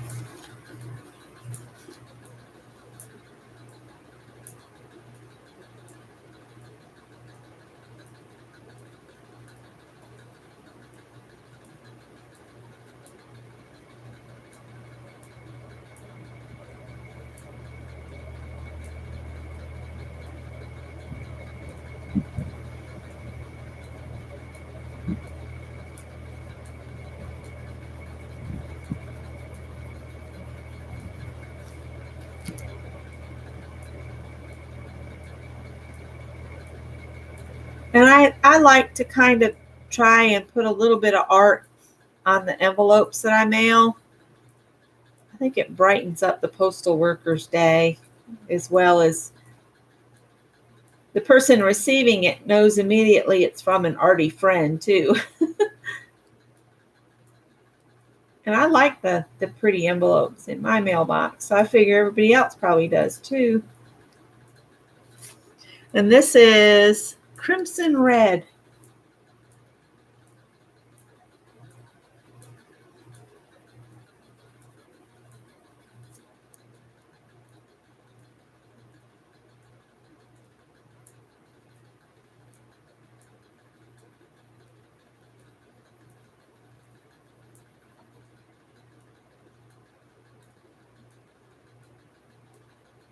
Colored pencils is a lot slower medium because you're building the color. You're not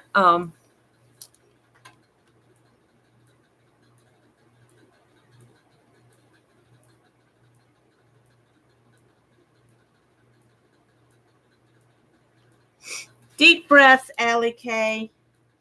Deep breaths. It'll all come together, and you know, all you got to do is be there, and somebody's going to tell you everything to do. They'll have a wedding organizer, and they'll keep you in line. I've never been in a lot of weddings or myself, but I know that from being from a large family, they always hire an organizer that kind of gets everybody in order, so everybody knows when to go. And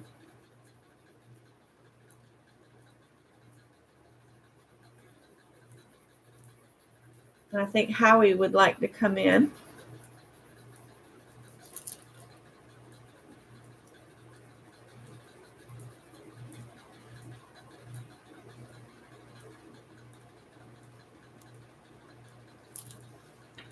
That line in the thing is driving me crazy. I'm gonna have to.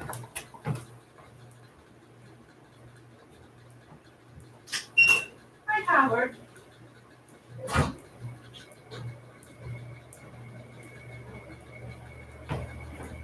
Howard's in the house. Let's do this.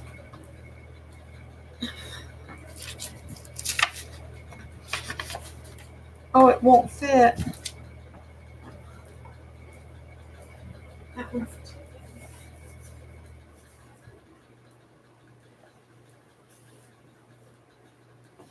Somebody else sent me this yellow one. Will it fit this way? It'll fit this way. No, this came with my one of my McGill sets, I guess. All right, let's put it where I'm working right now. Here we go. So I just slid that in there, and now I can get rid of this line maybe.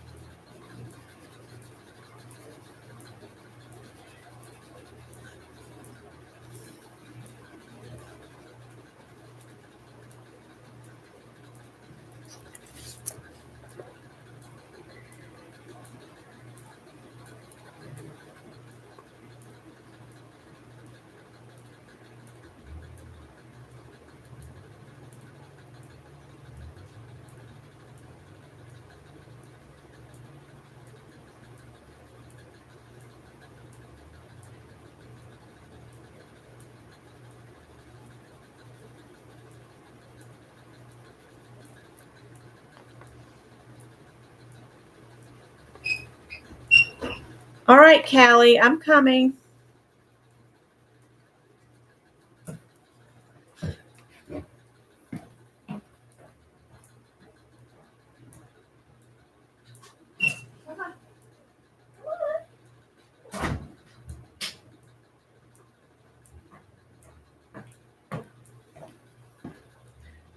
Somebody's revving and revving and revving out there. Hi, Deborah. It's a mushroom. Oh my gosh. wish Tippy would come home.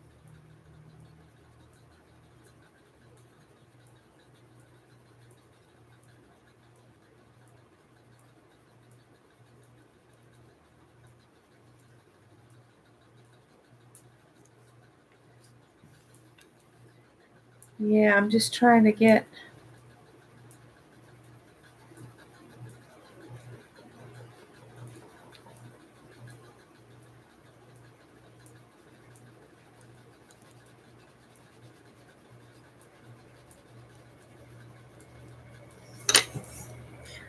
Let's see here.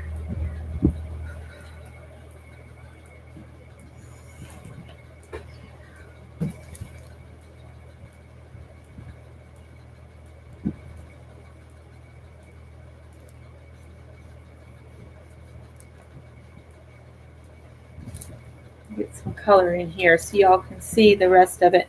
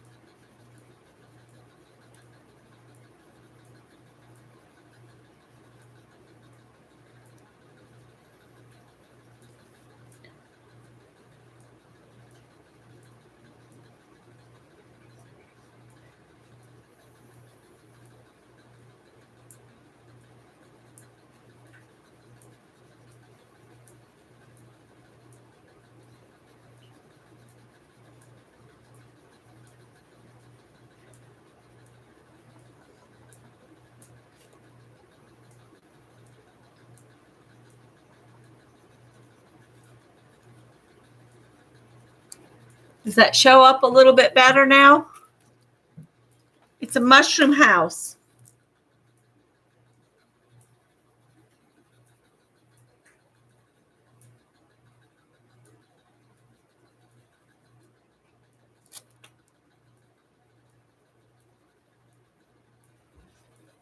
Oh, Tippy's home.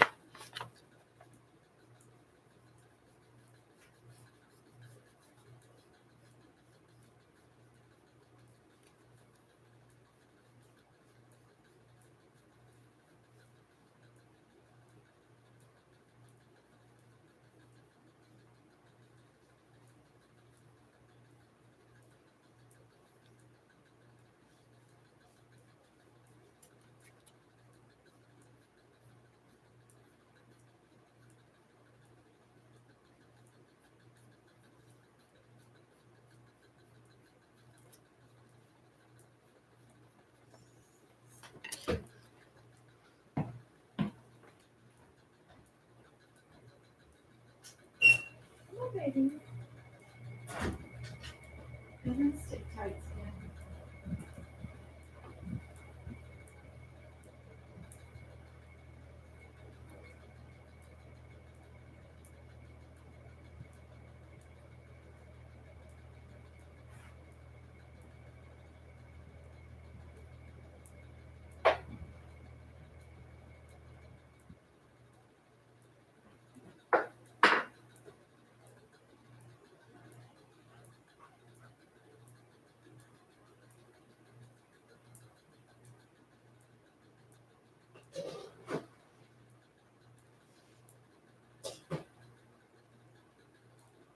I'll be right back, guys. I'm not ignoring you. It's cat herding hour.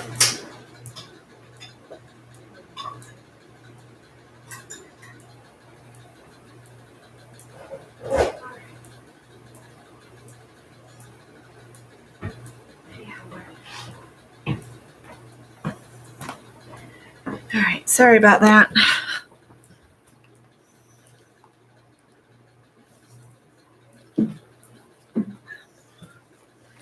Let's see here.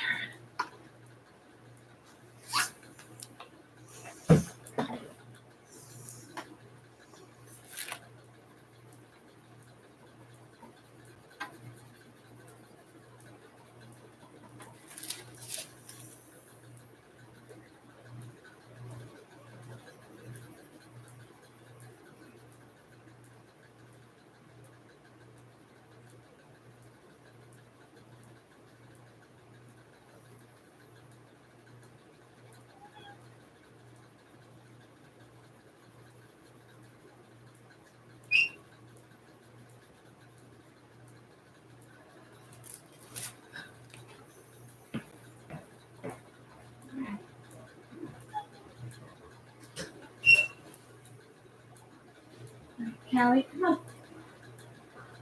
Callie.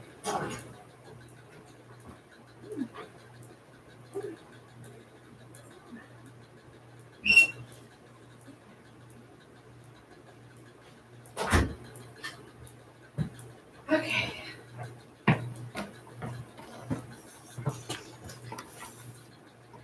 Sorry, guys. The big units are back out. And the little guy will probably come and jump up here in just a second.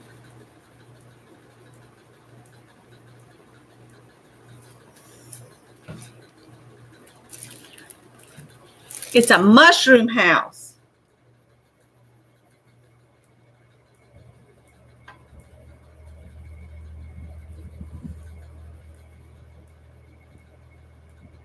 It has a stem. I just haven't got to it yet.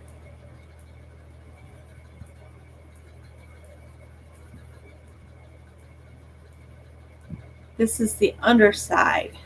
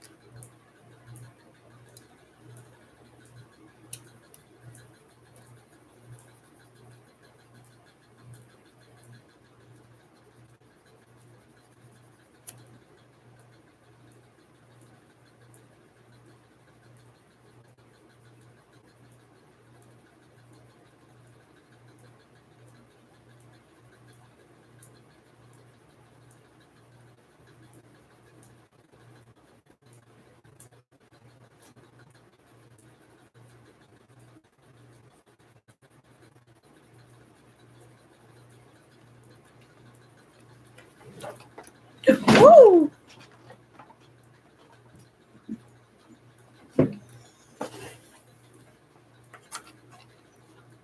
Ouch.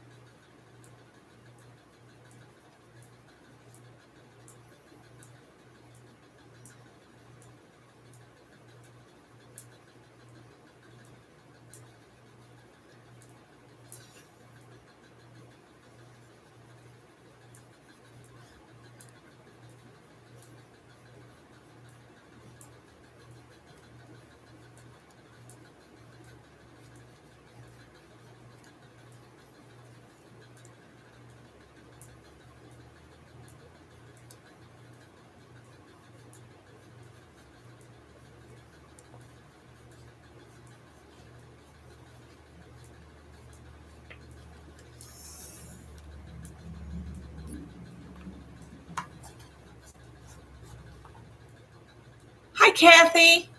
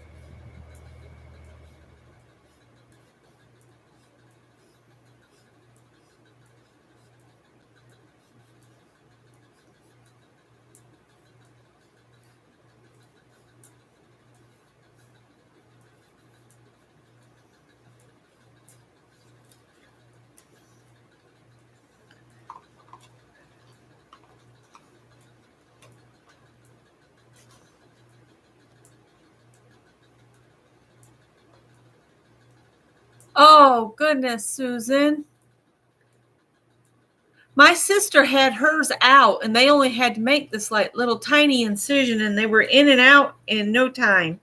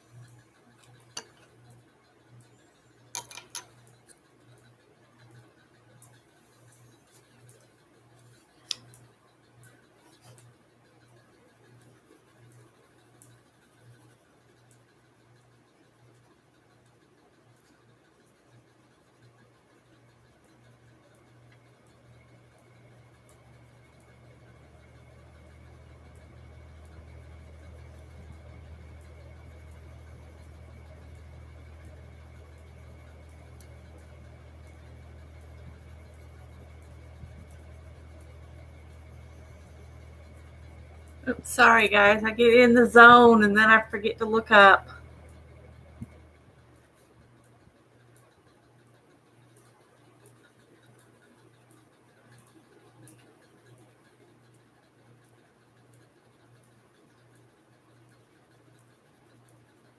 Yeah, my sister's had her gallbladder out, and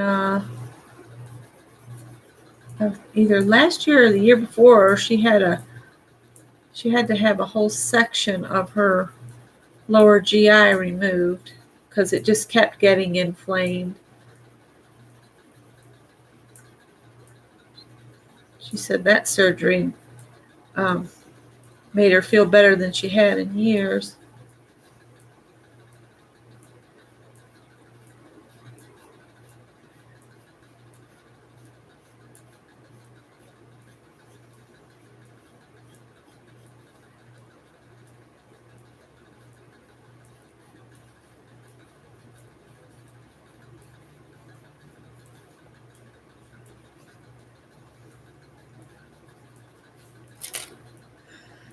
All right. I don't know where I got that one from.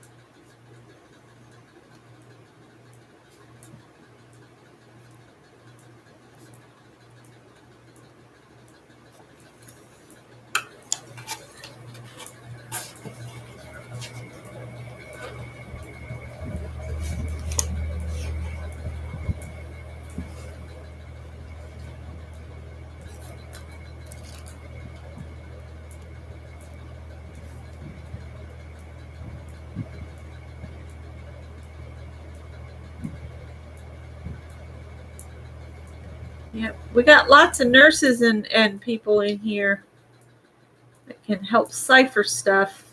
That's for sure.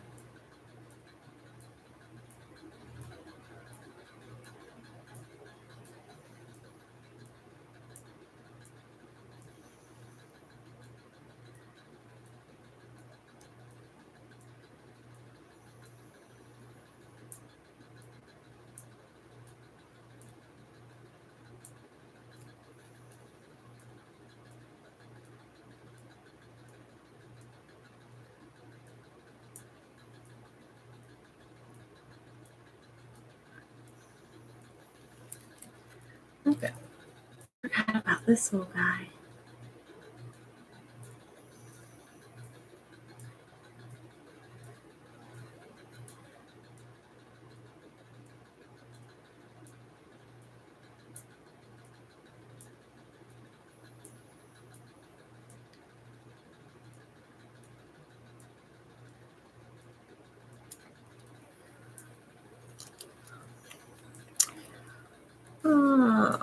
What color should I do the door and the window box? I need to finish the mushroom too.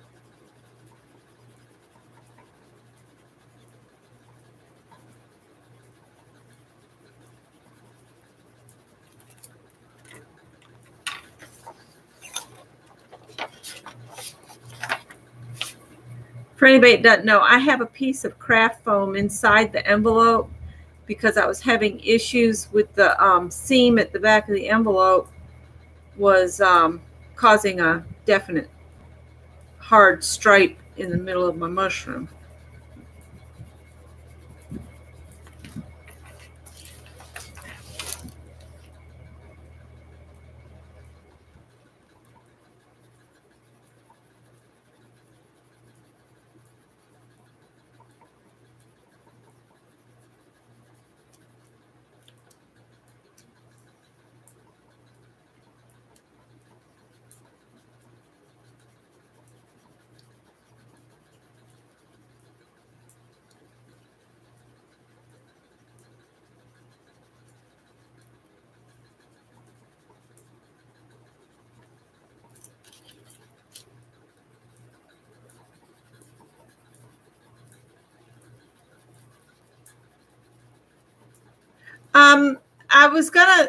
I was talking about it earlier, but I don't know if anybody's interested in it. I was thinking about doing a Dirty Dozen to make postcards that I could mail out, but I don't know if anybody's interested.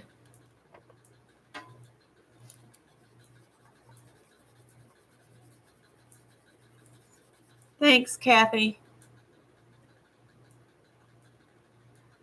What about a big leaf for the door? Well, I've kind of already got the trim colored in on it. I could do that on another one, but that's a good idea, though.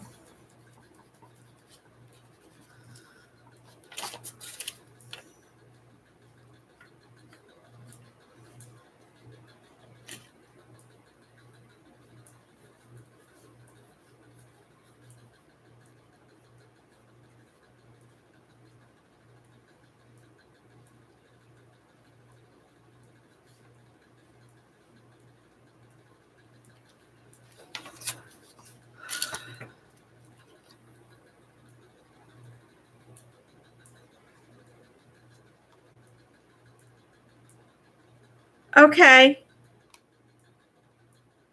Where did I get this thing out of? It's here. Well, this is going to be an adventuresome creature that lives here because I'm going to give it a purple window box, kind of. I'm almost done with this, and then we'll play. I'll give it a purpley pink door.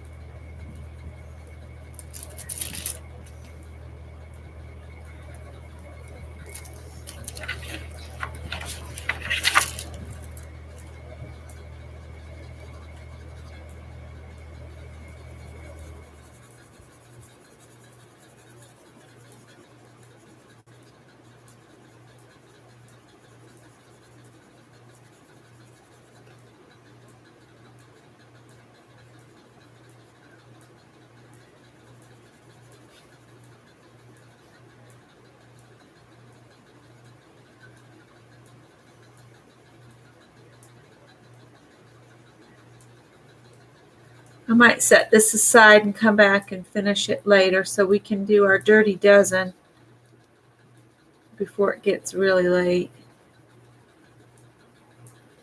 Because I want to do a bunch more shading and maybe add a little bit of secondary color to the door and that kind of stuff. And the little bug needs some things. So this will be the envelope I send to Lori with her creature in it. It still needs a lot more stuff added to it to round it out for me. So I'm going to set it aside with the pencils, and I have to close the pencils because for some reason something about the Prismacolors, the cats want to bite them and tear them up. I don't know, and it can't be good for them. I know it's not good for my pencils. All right, let's do this. You guys call out some prompts that would work on postcards, and I'll write them down and number them, and then we'll what the heck was that?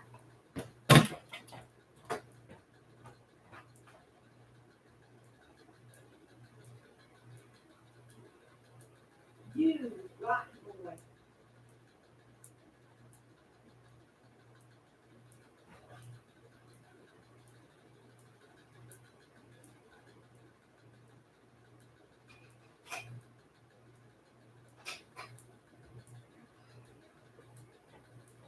Okay, that's all right. That scared the poo out of me. That's all right. Oh, Lord.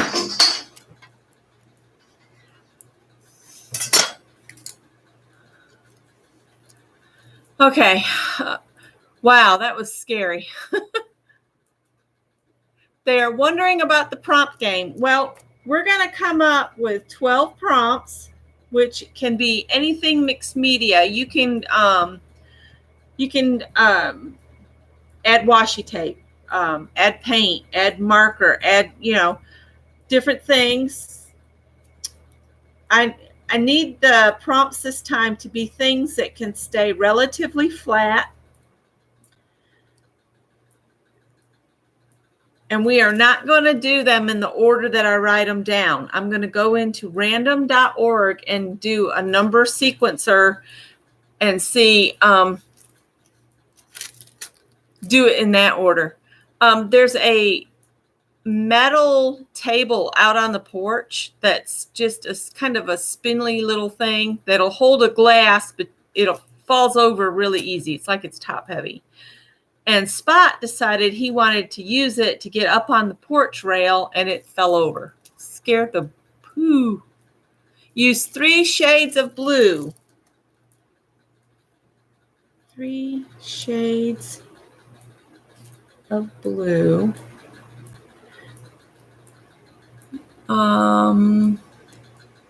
Stencil. Stencil. Add numbers.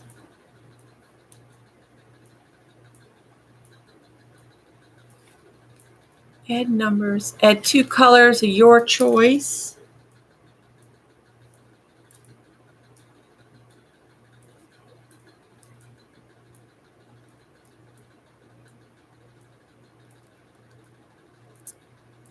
Add gold. Add circles.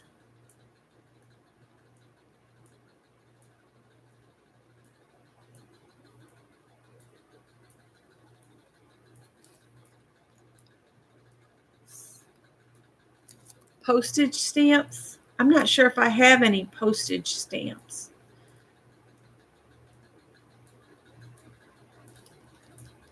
Add postage stamps. Draw flowers.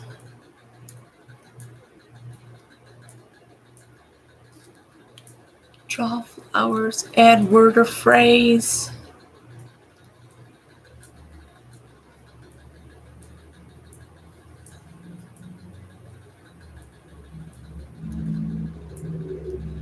Splatters.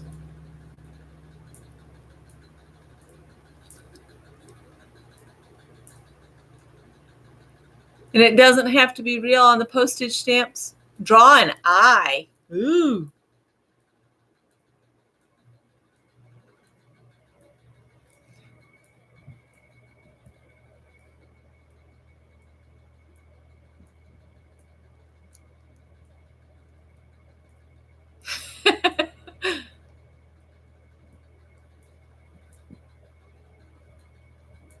Doodle. All right, give me 4 more for alternates. And these will just be alternates, you guys. Hearts. These will not be included in the ones that the number generator does. These are just be the ones you can fall back on if there's something you don't want to do. So I need 3 more. Add washi tape.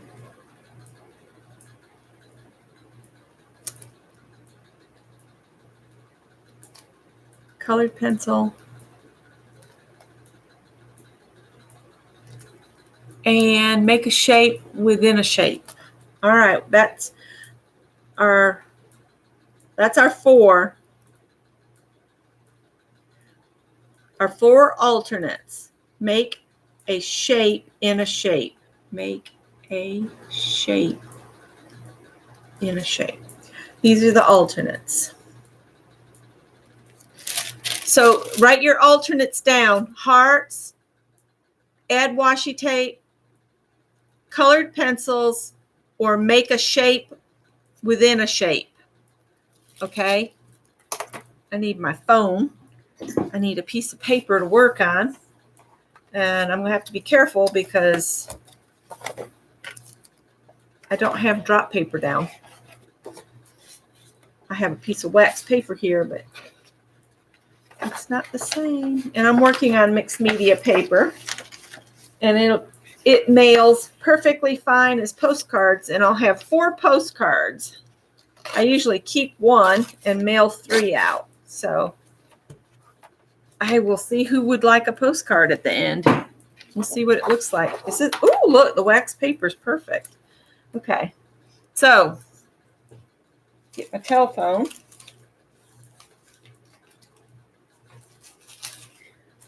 And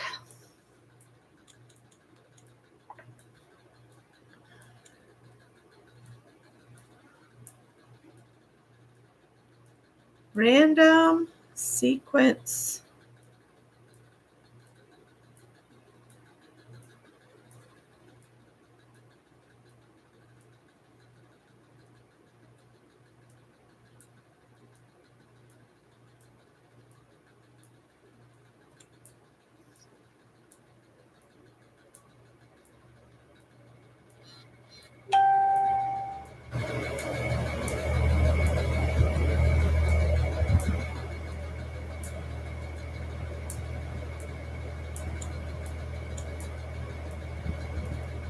Oh, it's just driving me crazy.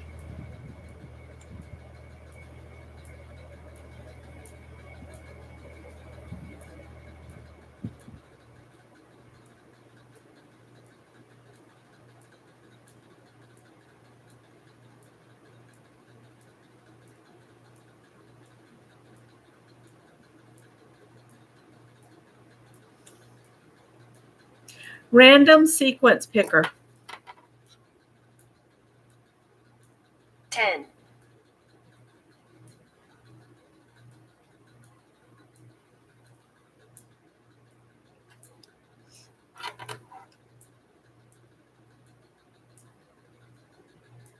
Oh, okay. I see.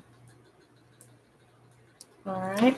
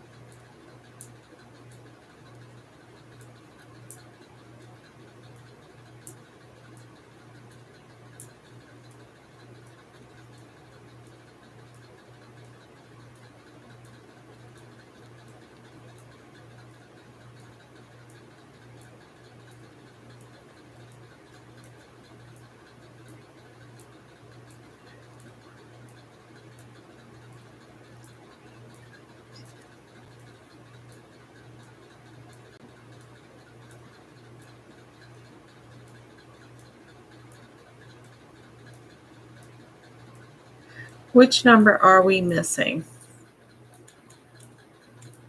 I wanted it to pick a sequence, but it came up with a different one. So 1, 2, 3 is on here. 4, 5 is on here. We need 6, 7, 8, 9, and 10. All right, so we're going to do number 5 first, which was add gold.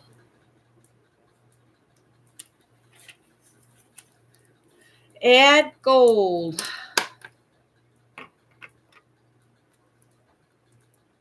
Hi, Lynn J.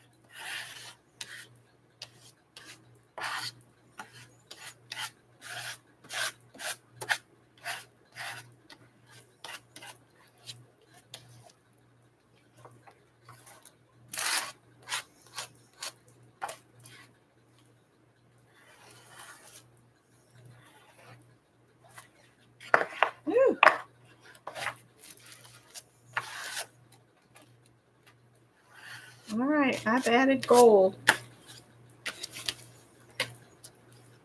All right. Add gold was number 1. Number 4 will be 2, which was after you add gold, get 2 colors of your choice. 2 colors of your choice. After the gold, that's it.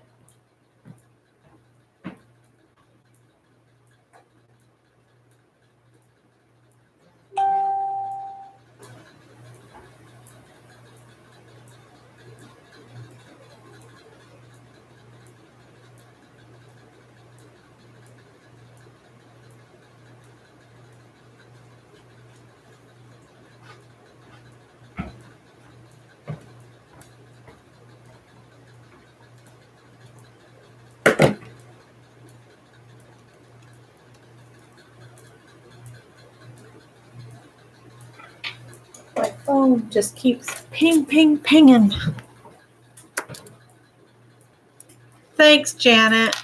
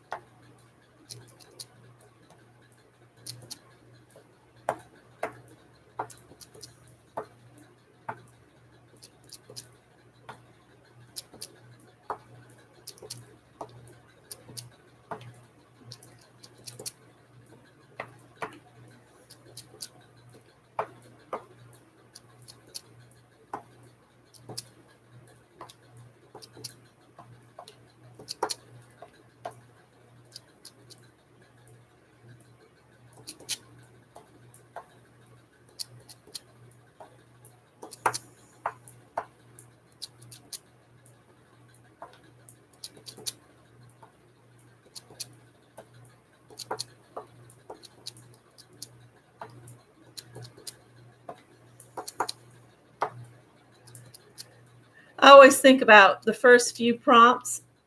By the time we get to the end of it, you won't hardly see them anyway. But I like these colors. I've got a sheet I've started cleaning off with.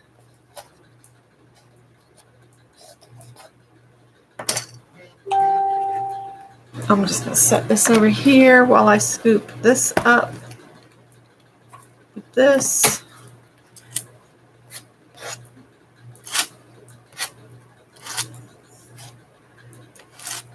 I figure this wipe off page I can turn into postcards too, and because it's on mixed media paper in here. Be interesting postcards.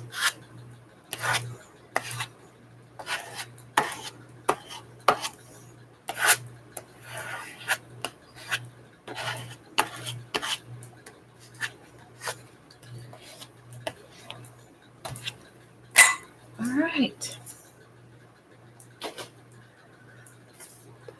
I need to dry my dots a little bit.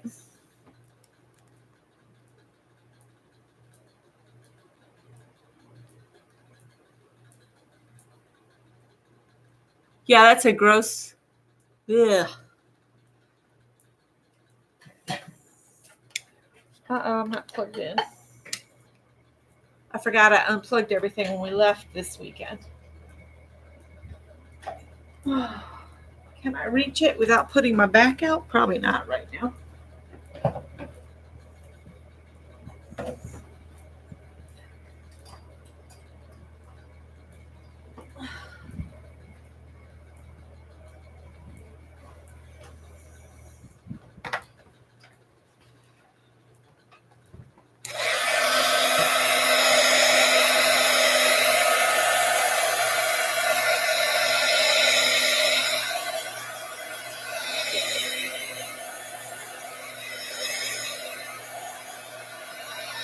I'll call the next one here in just a second. I want to dry some of these a little bit.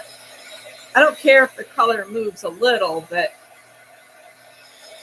I'd like to keep the dots if I could. Because I think we have 3 shades of blue are going to be added eventually too. Doesn't mean you have to cover everything with every prompt. All you got to do is have just a tiny little indication of each prompt on here. You don't have to, that's what I'm trying to make myself understand, is you don't have to cover the whole thing. You can put just like, because this is going to be chopped up into 4 postcards, put a little bit in each quadrant, and then I don't have to worry about it.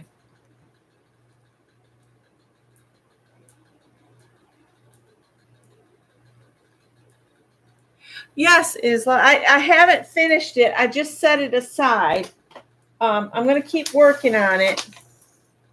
This is where I've got it so far. And then I'll add more shading and stuff, and maybe even come back in and do an outline on it. I'll see how I feel when I get to that point. Painting gives you a lot better coverage. Drawing is therapeutic in a way, and coloring with pencils, because you have to go slower and you have to build the color, and it's rhythmic, so it's calming. I like to do it. Probably not something I should do on a live, but I like to do it, if my mind is racing and acting crazy, it's a nice thing to calm myself. Okay. The third prompt is draw an eye. Do I want to draw an eye on here? Draw an eye. The problem is I would have to do 4 eyes, so each postcard has an eye on it.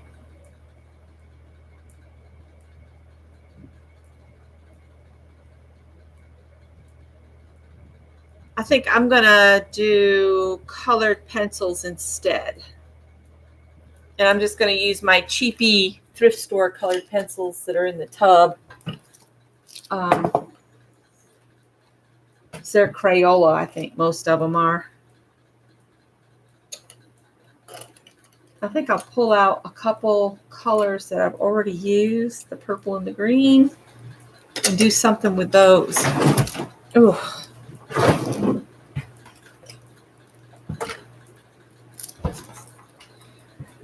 Purple and green.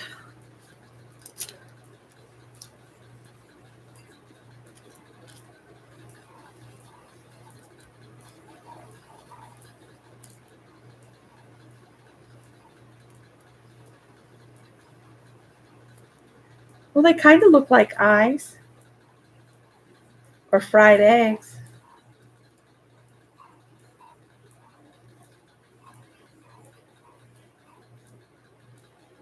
So maybe I got the eye on there after all.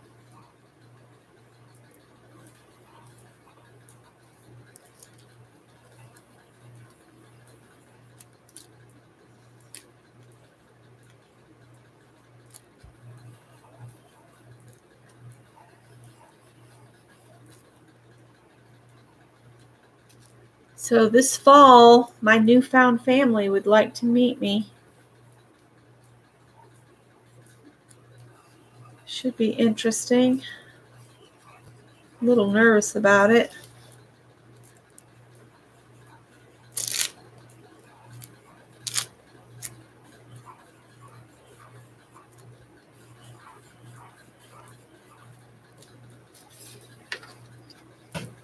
Green eggs and ham. That's exactly what I was thinking about.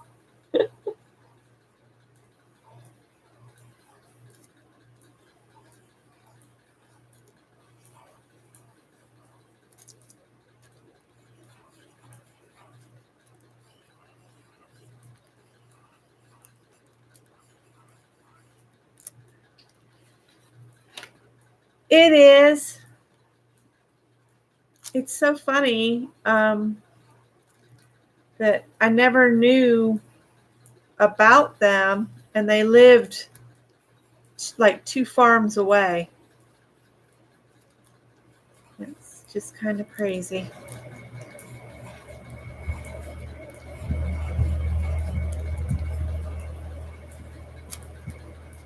I'm on the crack of the table now.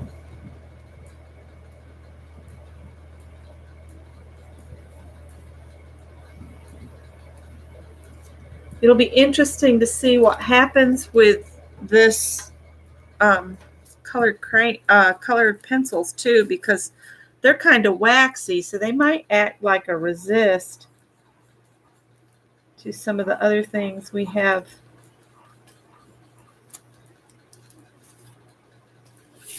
I want to put green circles around the purple dots.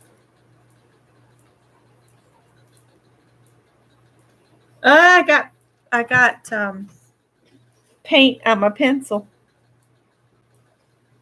Let's see here.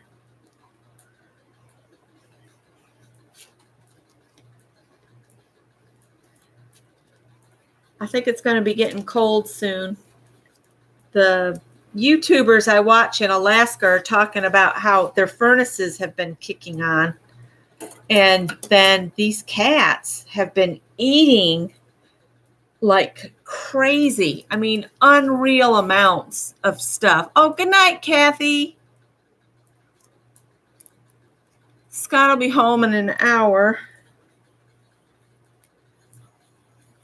What did Karen Brake say? I hadn't seen her in here. Very pretty ATCs.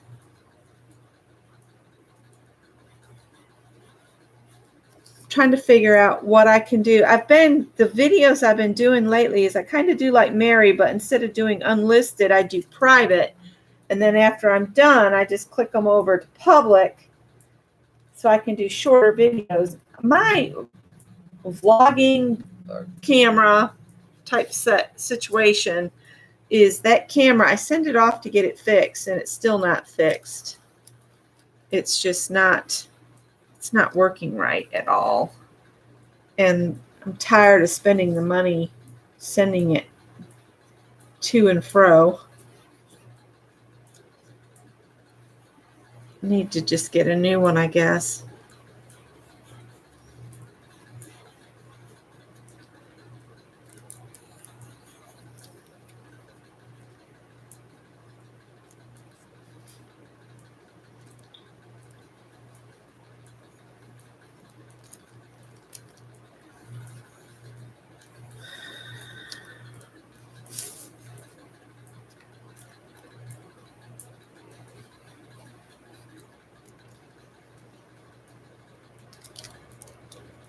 I think I went through the paint again. What is it with, I can't avoid circles, making circles.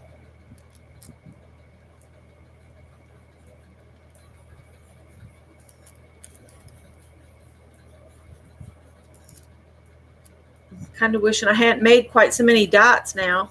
I'm probably going to miss one. Going around one.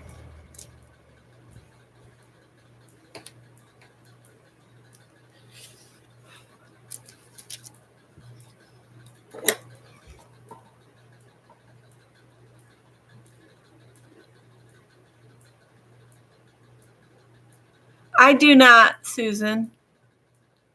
I watch Life Goes North and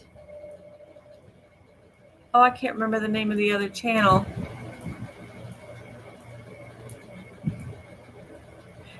Does she go by that name on YouTube, Susan?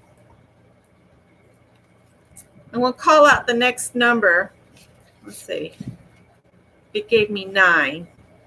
Add a word or phrase. And I can tell you right now, I'm just going to hold that one for me, and I'll just put it on the front of the postcard at the end. Does that work for everybody?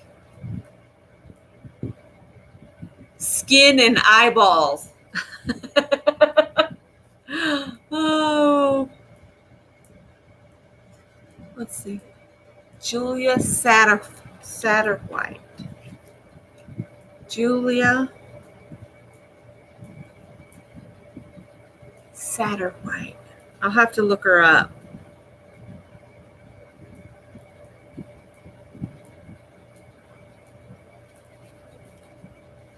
Mary's going to hold too. So I'm going to go ahead and tell you what number 5 is. I guess I should cover them off. So it's 1, 2, 3, 4. Number 12. Okay, which was Doodle. Okay, I will attempt to doodle on here.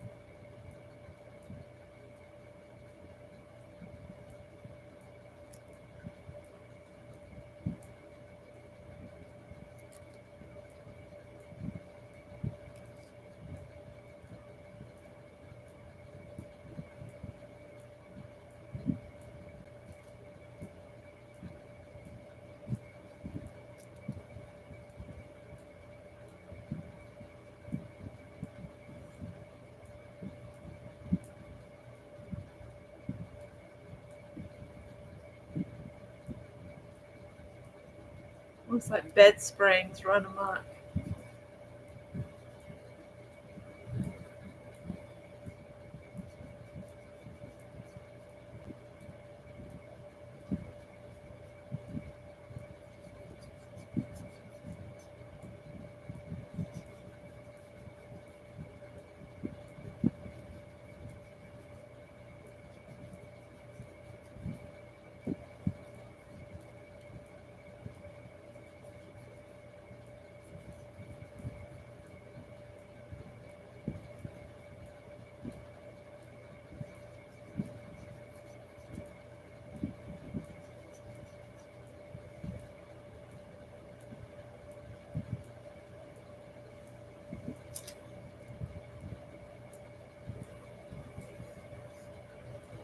Doesn't say it has to be doodles that make sense. It just says doodle.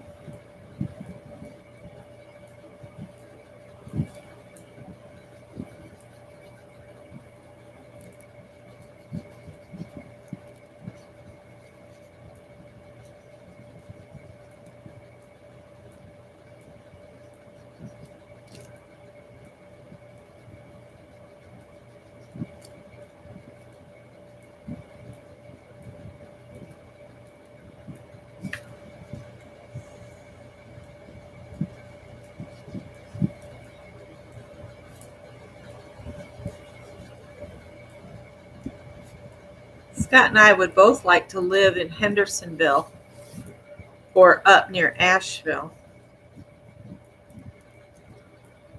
But I think I only have one move in me. I think that's it. I want to be settled again. I like to be settled. Doodle's done. Tadpole eggs or frog eggs.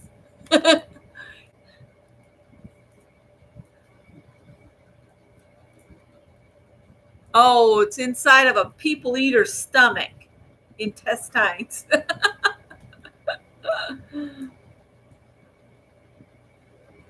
Janice says I should have put eyelashes on them. Yeah, I could have done that.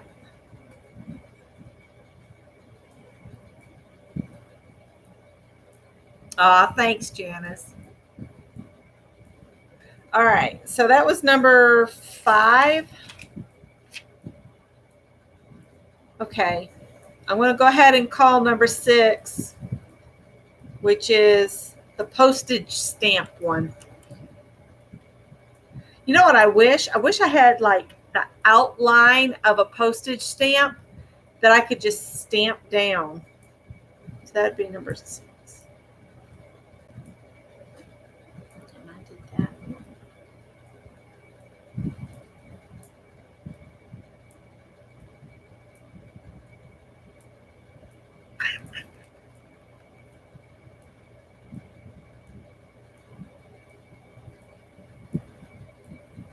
Trying to think, what do I want to do? I might do the washi tape. Washi tape.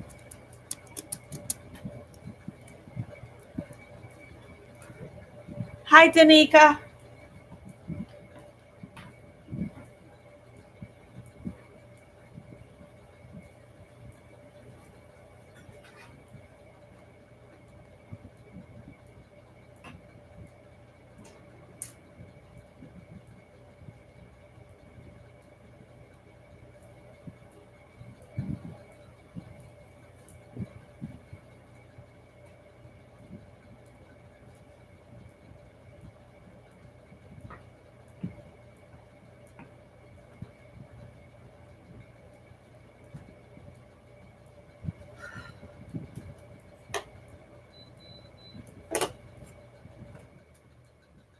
I broke down and turned the air conditioners back on today. And when you sit right in front of one, I get cold.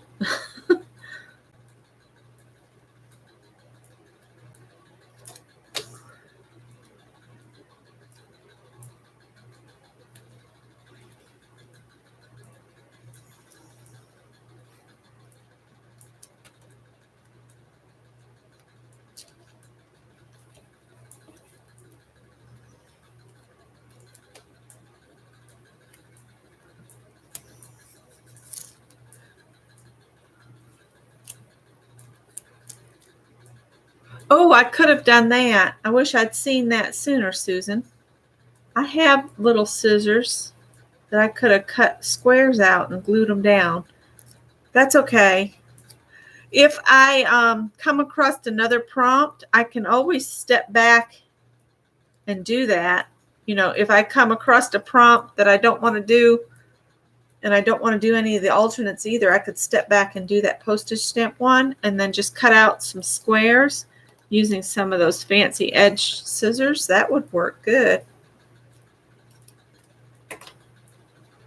Sometimes I might not see your recommendations until I've already started doing something, but I can revisit. The reason I'm using little pieces is there's not much of this left. And if I use little pieces and spread them out, then I can get some on each postcard.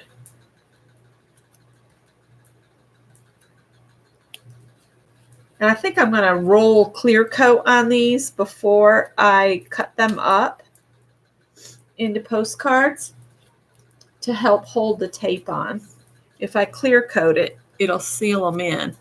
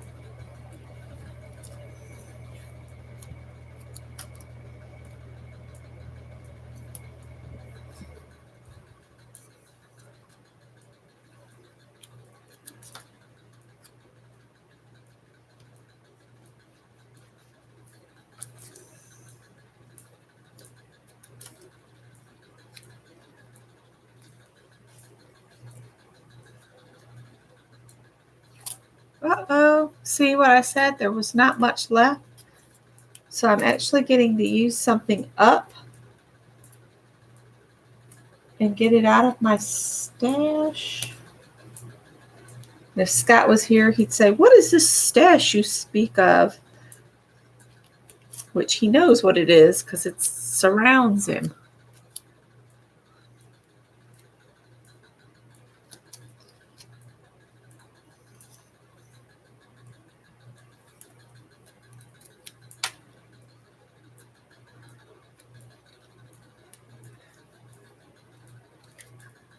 Last piece of tape, and then I got a ring I can use with the blue paint that's coming up in a little bit.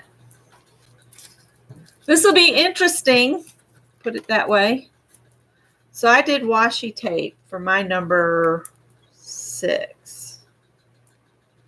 That was my number 6. And then the colored pencils I used instead of the eye. All right, so we're on number 7.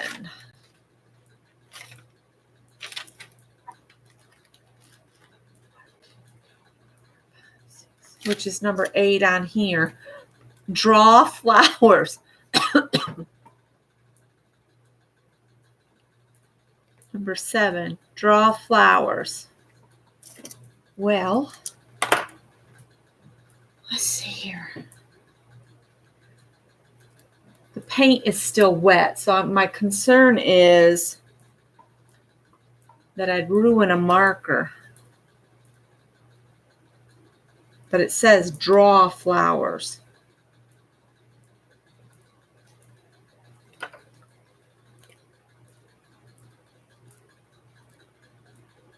Maybe I'll turn the purple dots into flowers.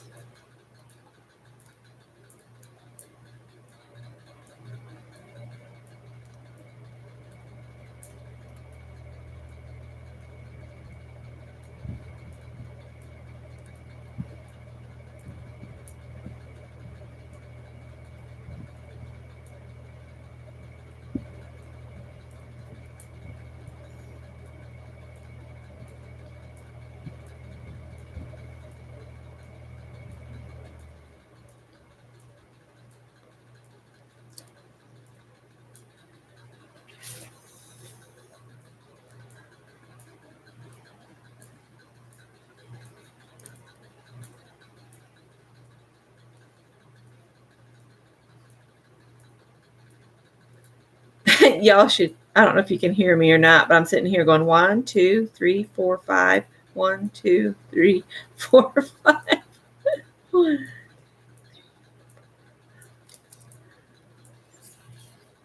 When I was little, one of our neighbors was an ex-school teacher, and I was having a horrible time because I have the same problem my son does when it comes to reading stuff. I don't do well with the processing of it. So she was trying to teach me how to do silent reading. And my lips would move the whole time I was reading. And she'd say, "Don't move your lips. You're silently reading. That means your lips don't move." I was just so puzzled by that. I think I was probably about, 7 or 8.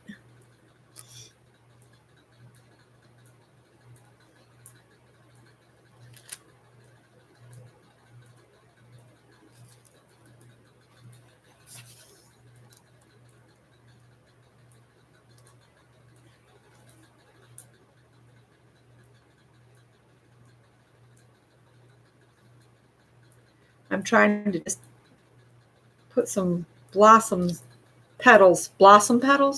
Yeah, Beck, sure. Petals, each of the purple ones.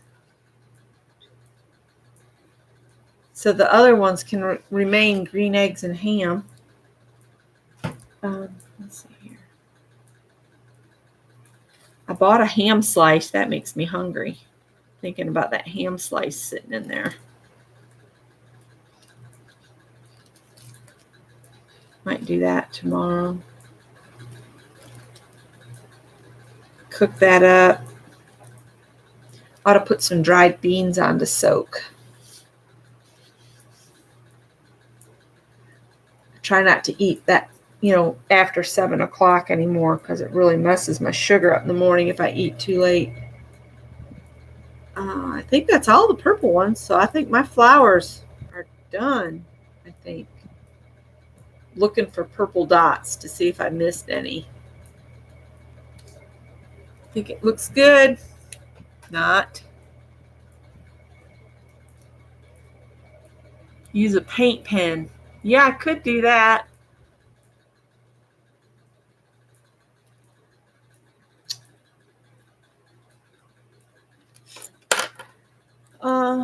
Let's see here. We found some markers down in the garage. I might wait and see what happens because we still got a number to go here. That was number 7. Someone is a little tired. Yeah, I'm sure they do.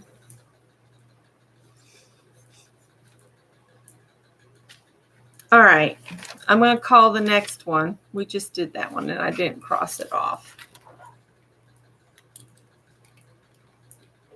So now we're going to do number 2, which would be prompt 8. Is that right? Are we on 8? 5, 6, 7, 8. Stencil. So stencil. Stencil.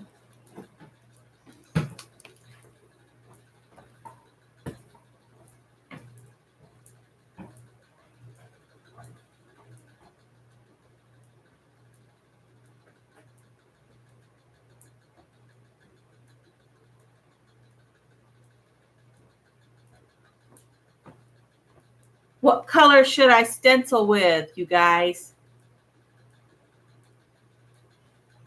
First color that pops up is what I'll use.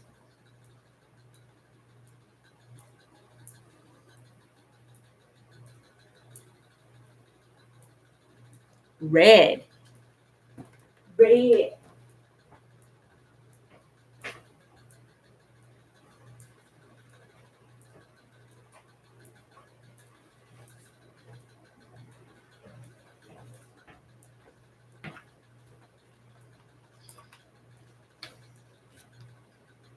This is not my usual stencil thing.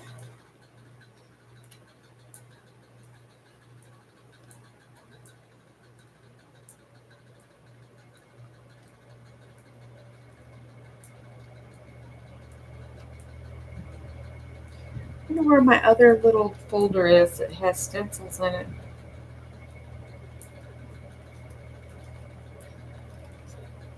Well, I'll just use this one.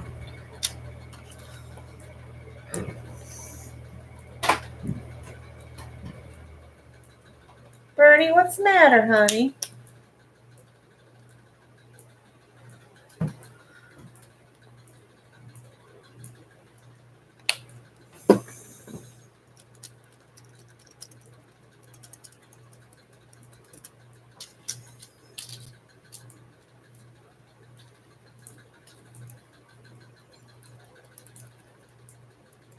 These are not my best stencils to use.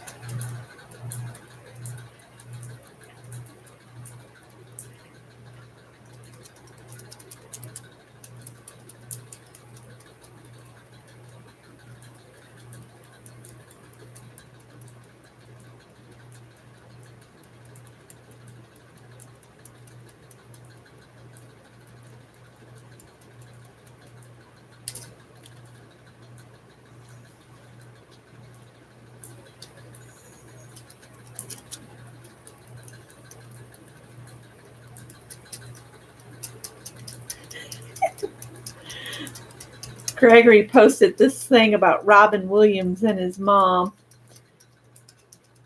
And it was clear he got all of his comedic things from her, apparently. It was quite funny.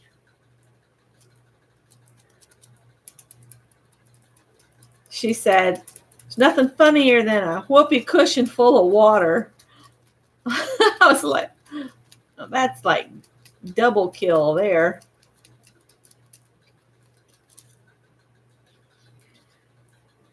This is funny. This is actually kind of got hearts on it. So I'm doing an alternate as well as the regular, I guess.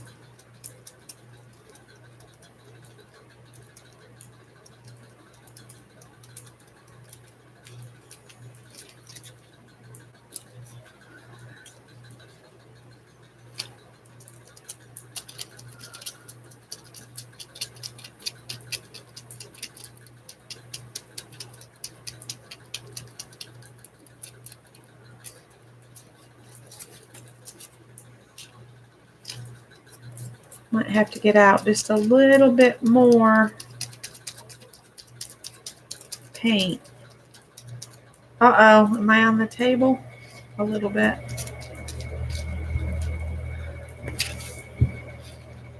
I wonder if I can get enough up here to finish this off here. I didn't bring my jar to throw things in, so.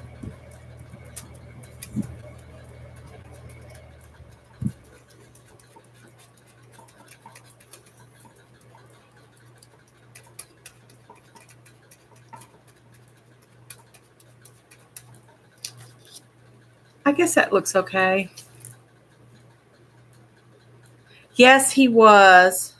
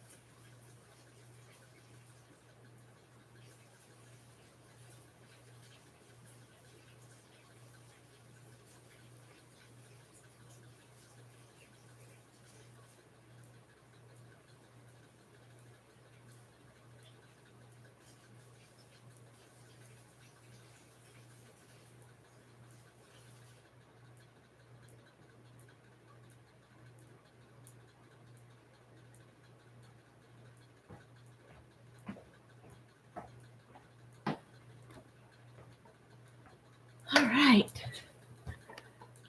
All right, I did the stenciling.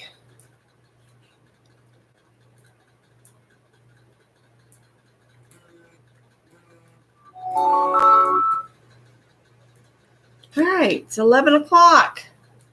How'd that happen? That was number 8. Number 9 is use 3 shades of blue. Number 9. 3 shades of blue. You can use them any way you want. Try to pick up as I go so I don't have a mess at the end. 3 shades of blue.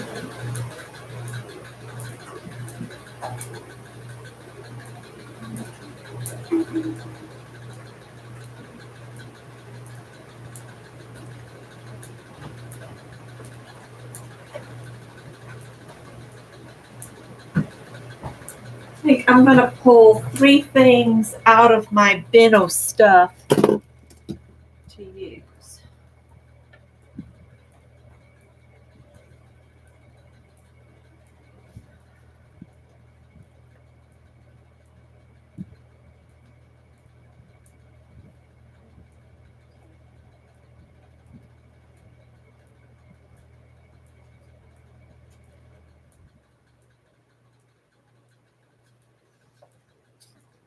Okay. I need a sponge to use that one.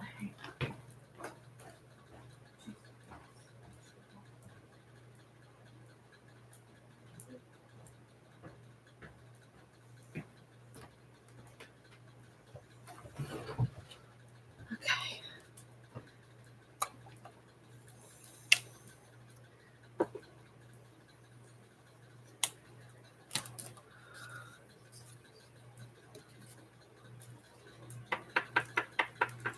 Oh yes, Billy Crystal. I hadn't seen him in the news or on anything in a while. Of course, we don't have a TV, so who knows.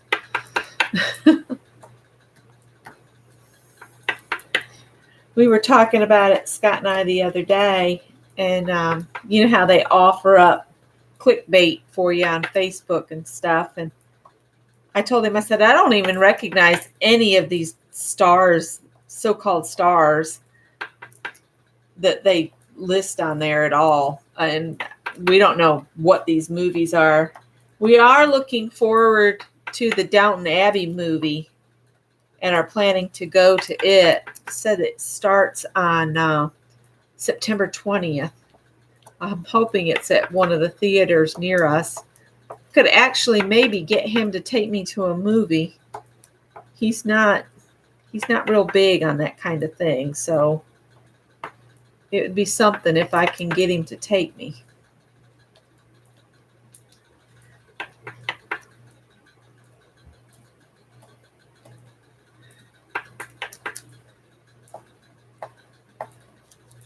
All right, so that's one shade of blue. And I got to scrape this off in my scrape off book.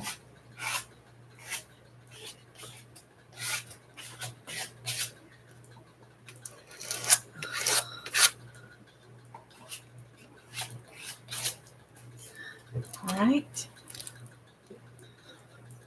Keep that card handy, and I can use it to scoop up the next color.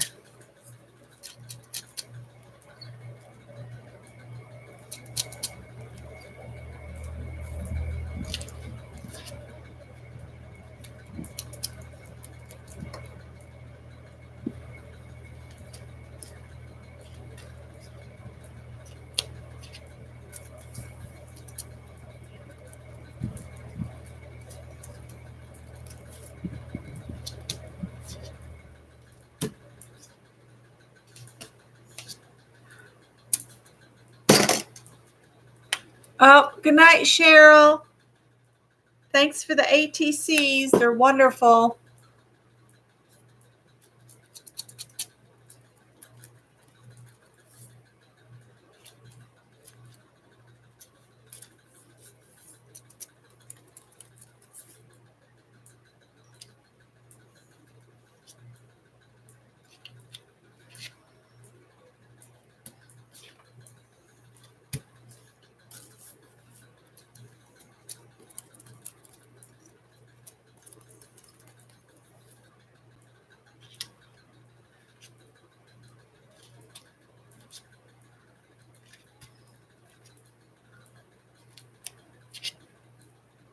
All right.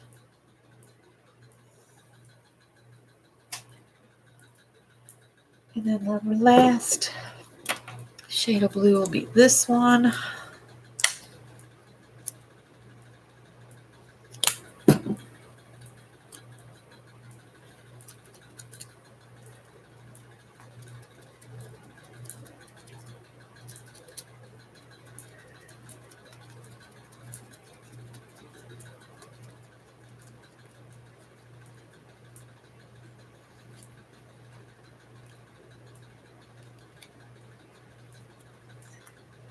I was going to say, don't look it up, Susan. It'll make you feel old.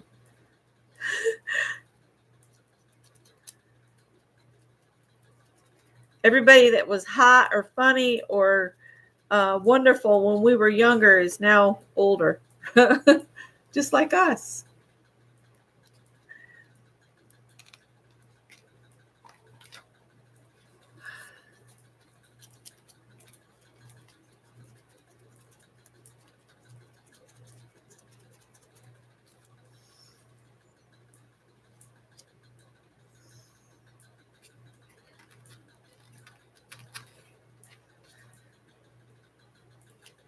I forgot I need to just do just the tip part of this so I can go off the page here a little bit.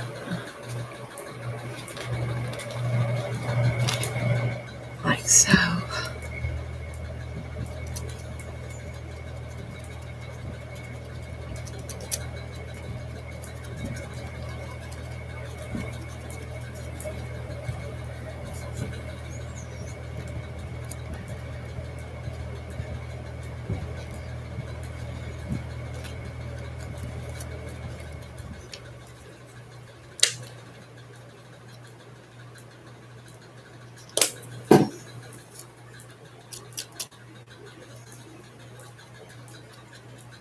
Wow, $45 million. That's just amazing.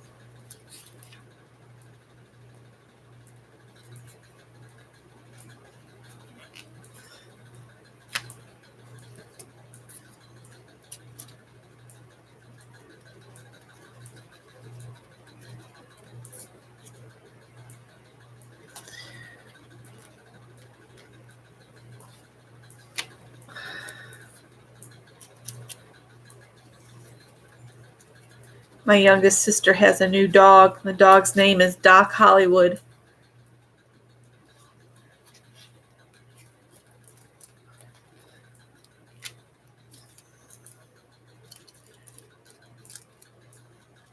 Poor little thing was having seizures there for a while.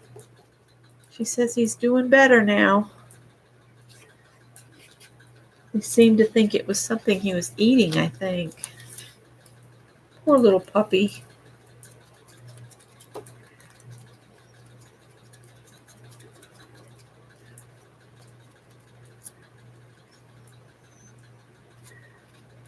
I need to finish this up because I think the little one behind me needs to go to the bathroom. She's making her disgruntled noises. If we were down at the house, I could just let her outside and she could go on her own, but not here. I have to go with her.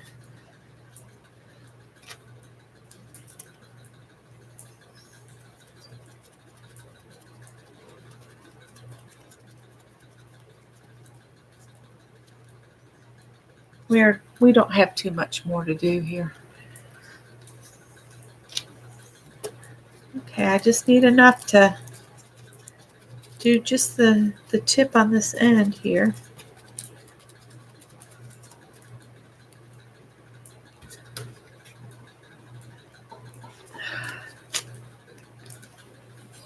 All right.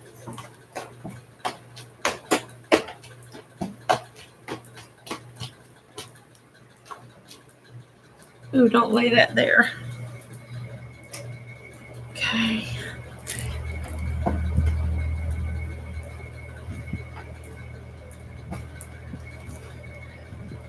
Right. Woo. All right.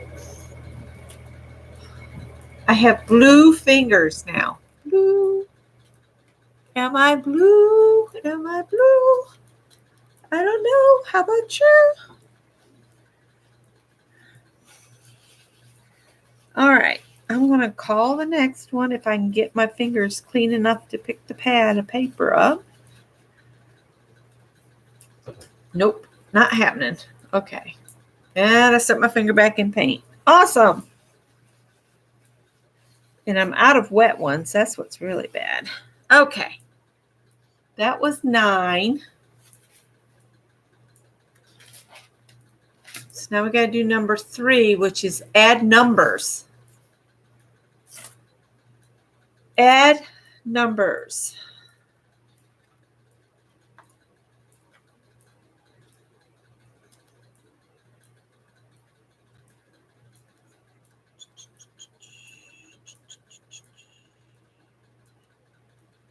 Add numbers. Numbers.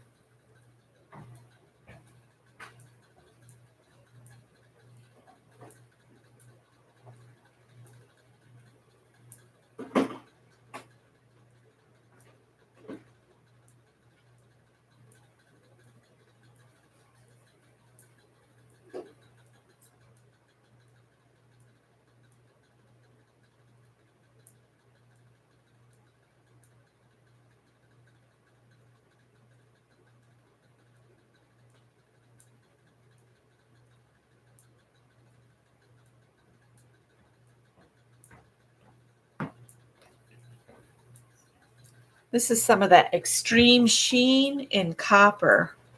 And I've just got my number stencil out. I might dry this a little bit.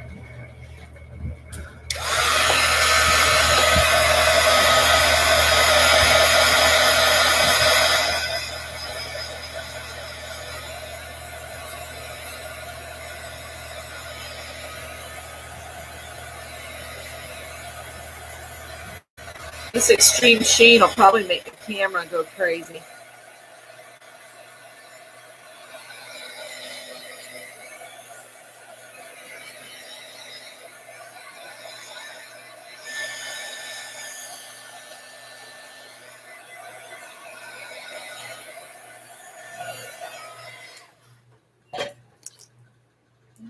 Let's see what we can do here.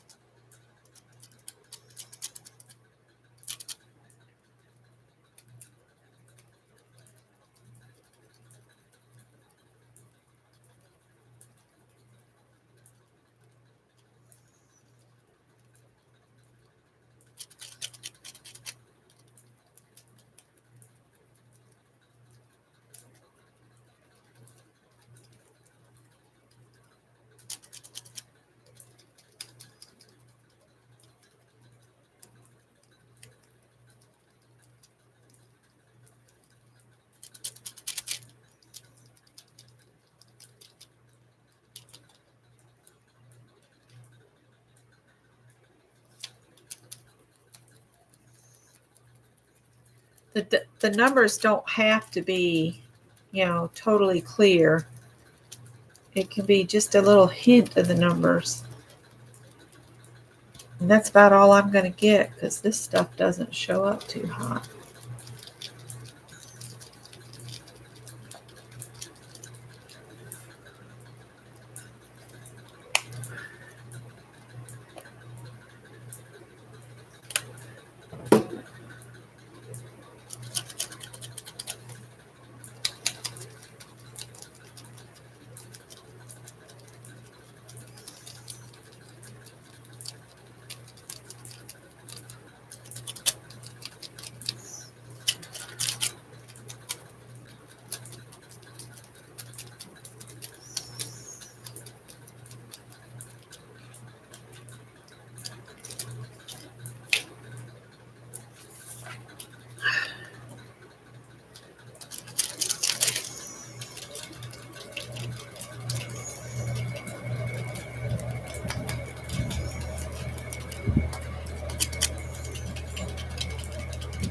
Every time I think about numbers, I think about that song, 8675309.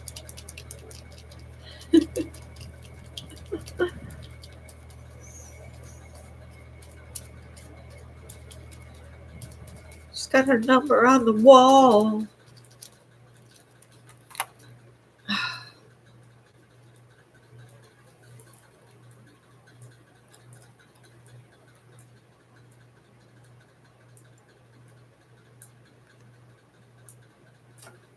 That would creep me out.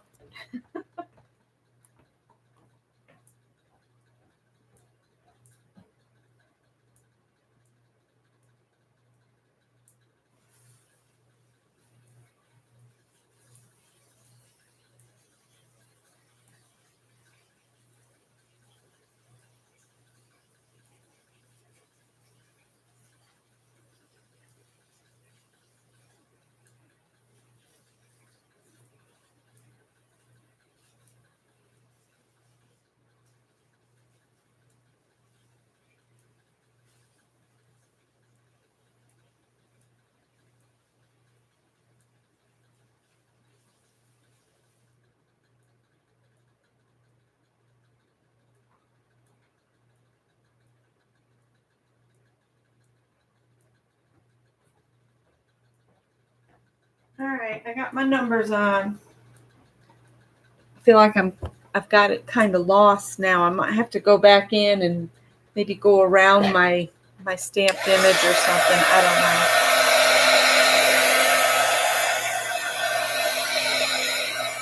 I think I added too many numbers is what's wrong with it now.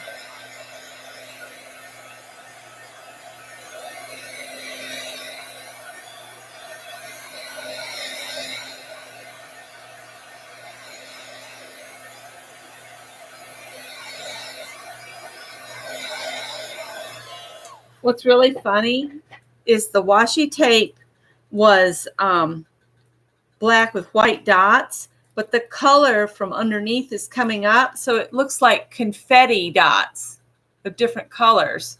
Isn't that funny? So add numbers was what? Number 10?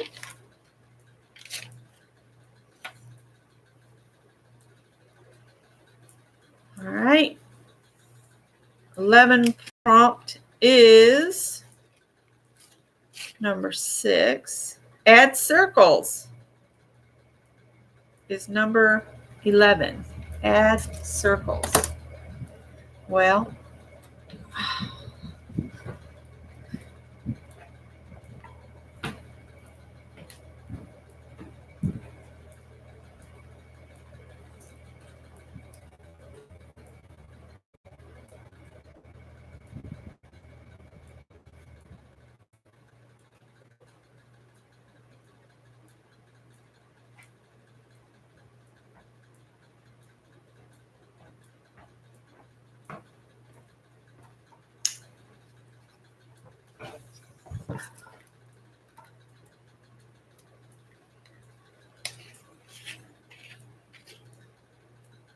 that's what I was thinking I would do, but this thing is about empty, so we'll just use it too. Nope, I think we'll just throw that out and get another one. I don't know why I put an empty paint thing back up there.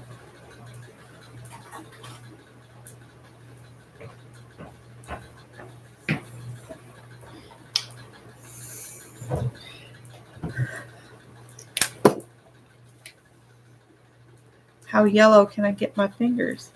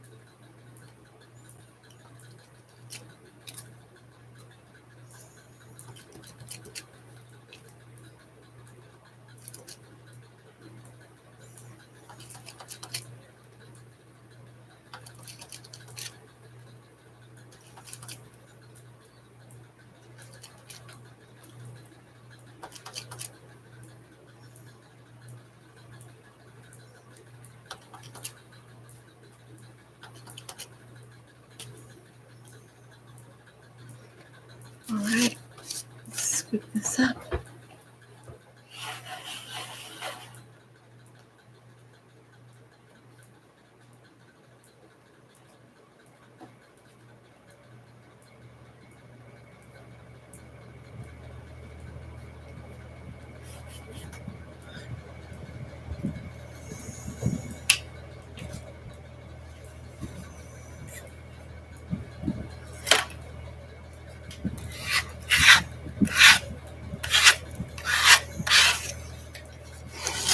Oh, I think that wax paper's had it.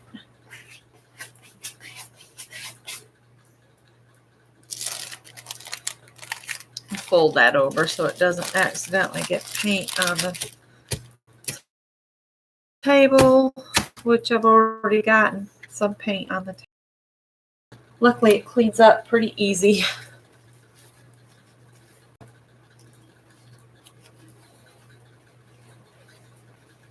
Yeah, I need something light on it. And what's last prompt? Number 10. Splatters. Splatters is the last prompt.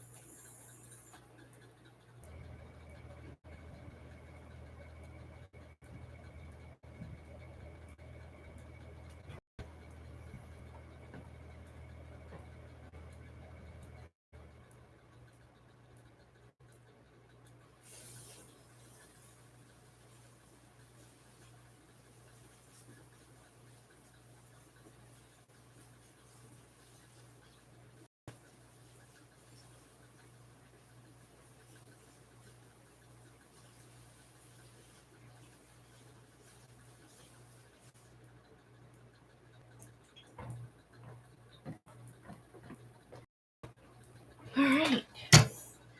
I appear to have gotten it everywhere. I was afraid I'd do that. Scott says, how do you get so much paint on your computer? I don't know.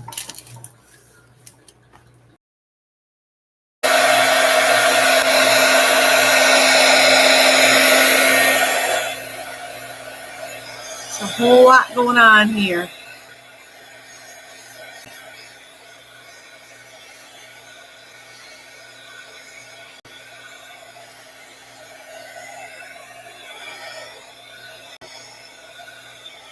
Unable to connect to chat.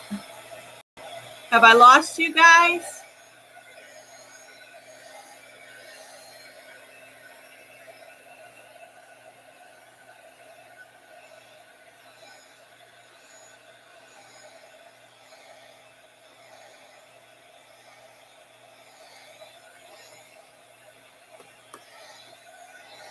Well, it looks like my message is going through. That's weird.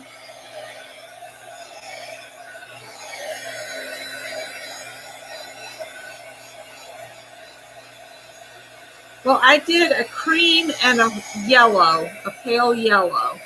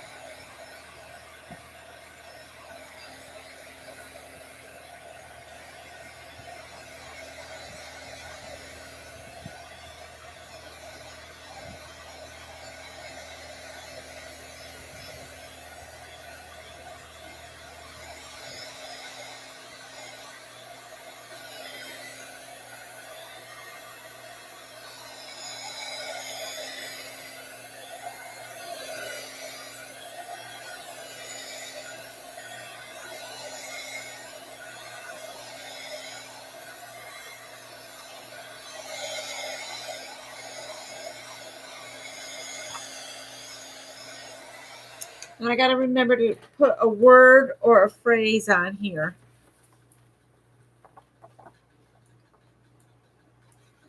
But I think what I'm going to do, oops, that wasn't dry.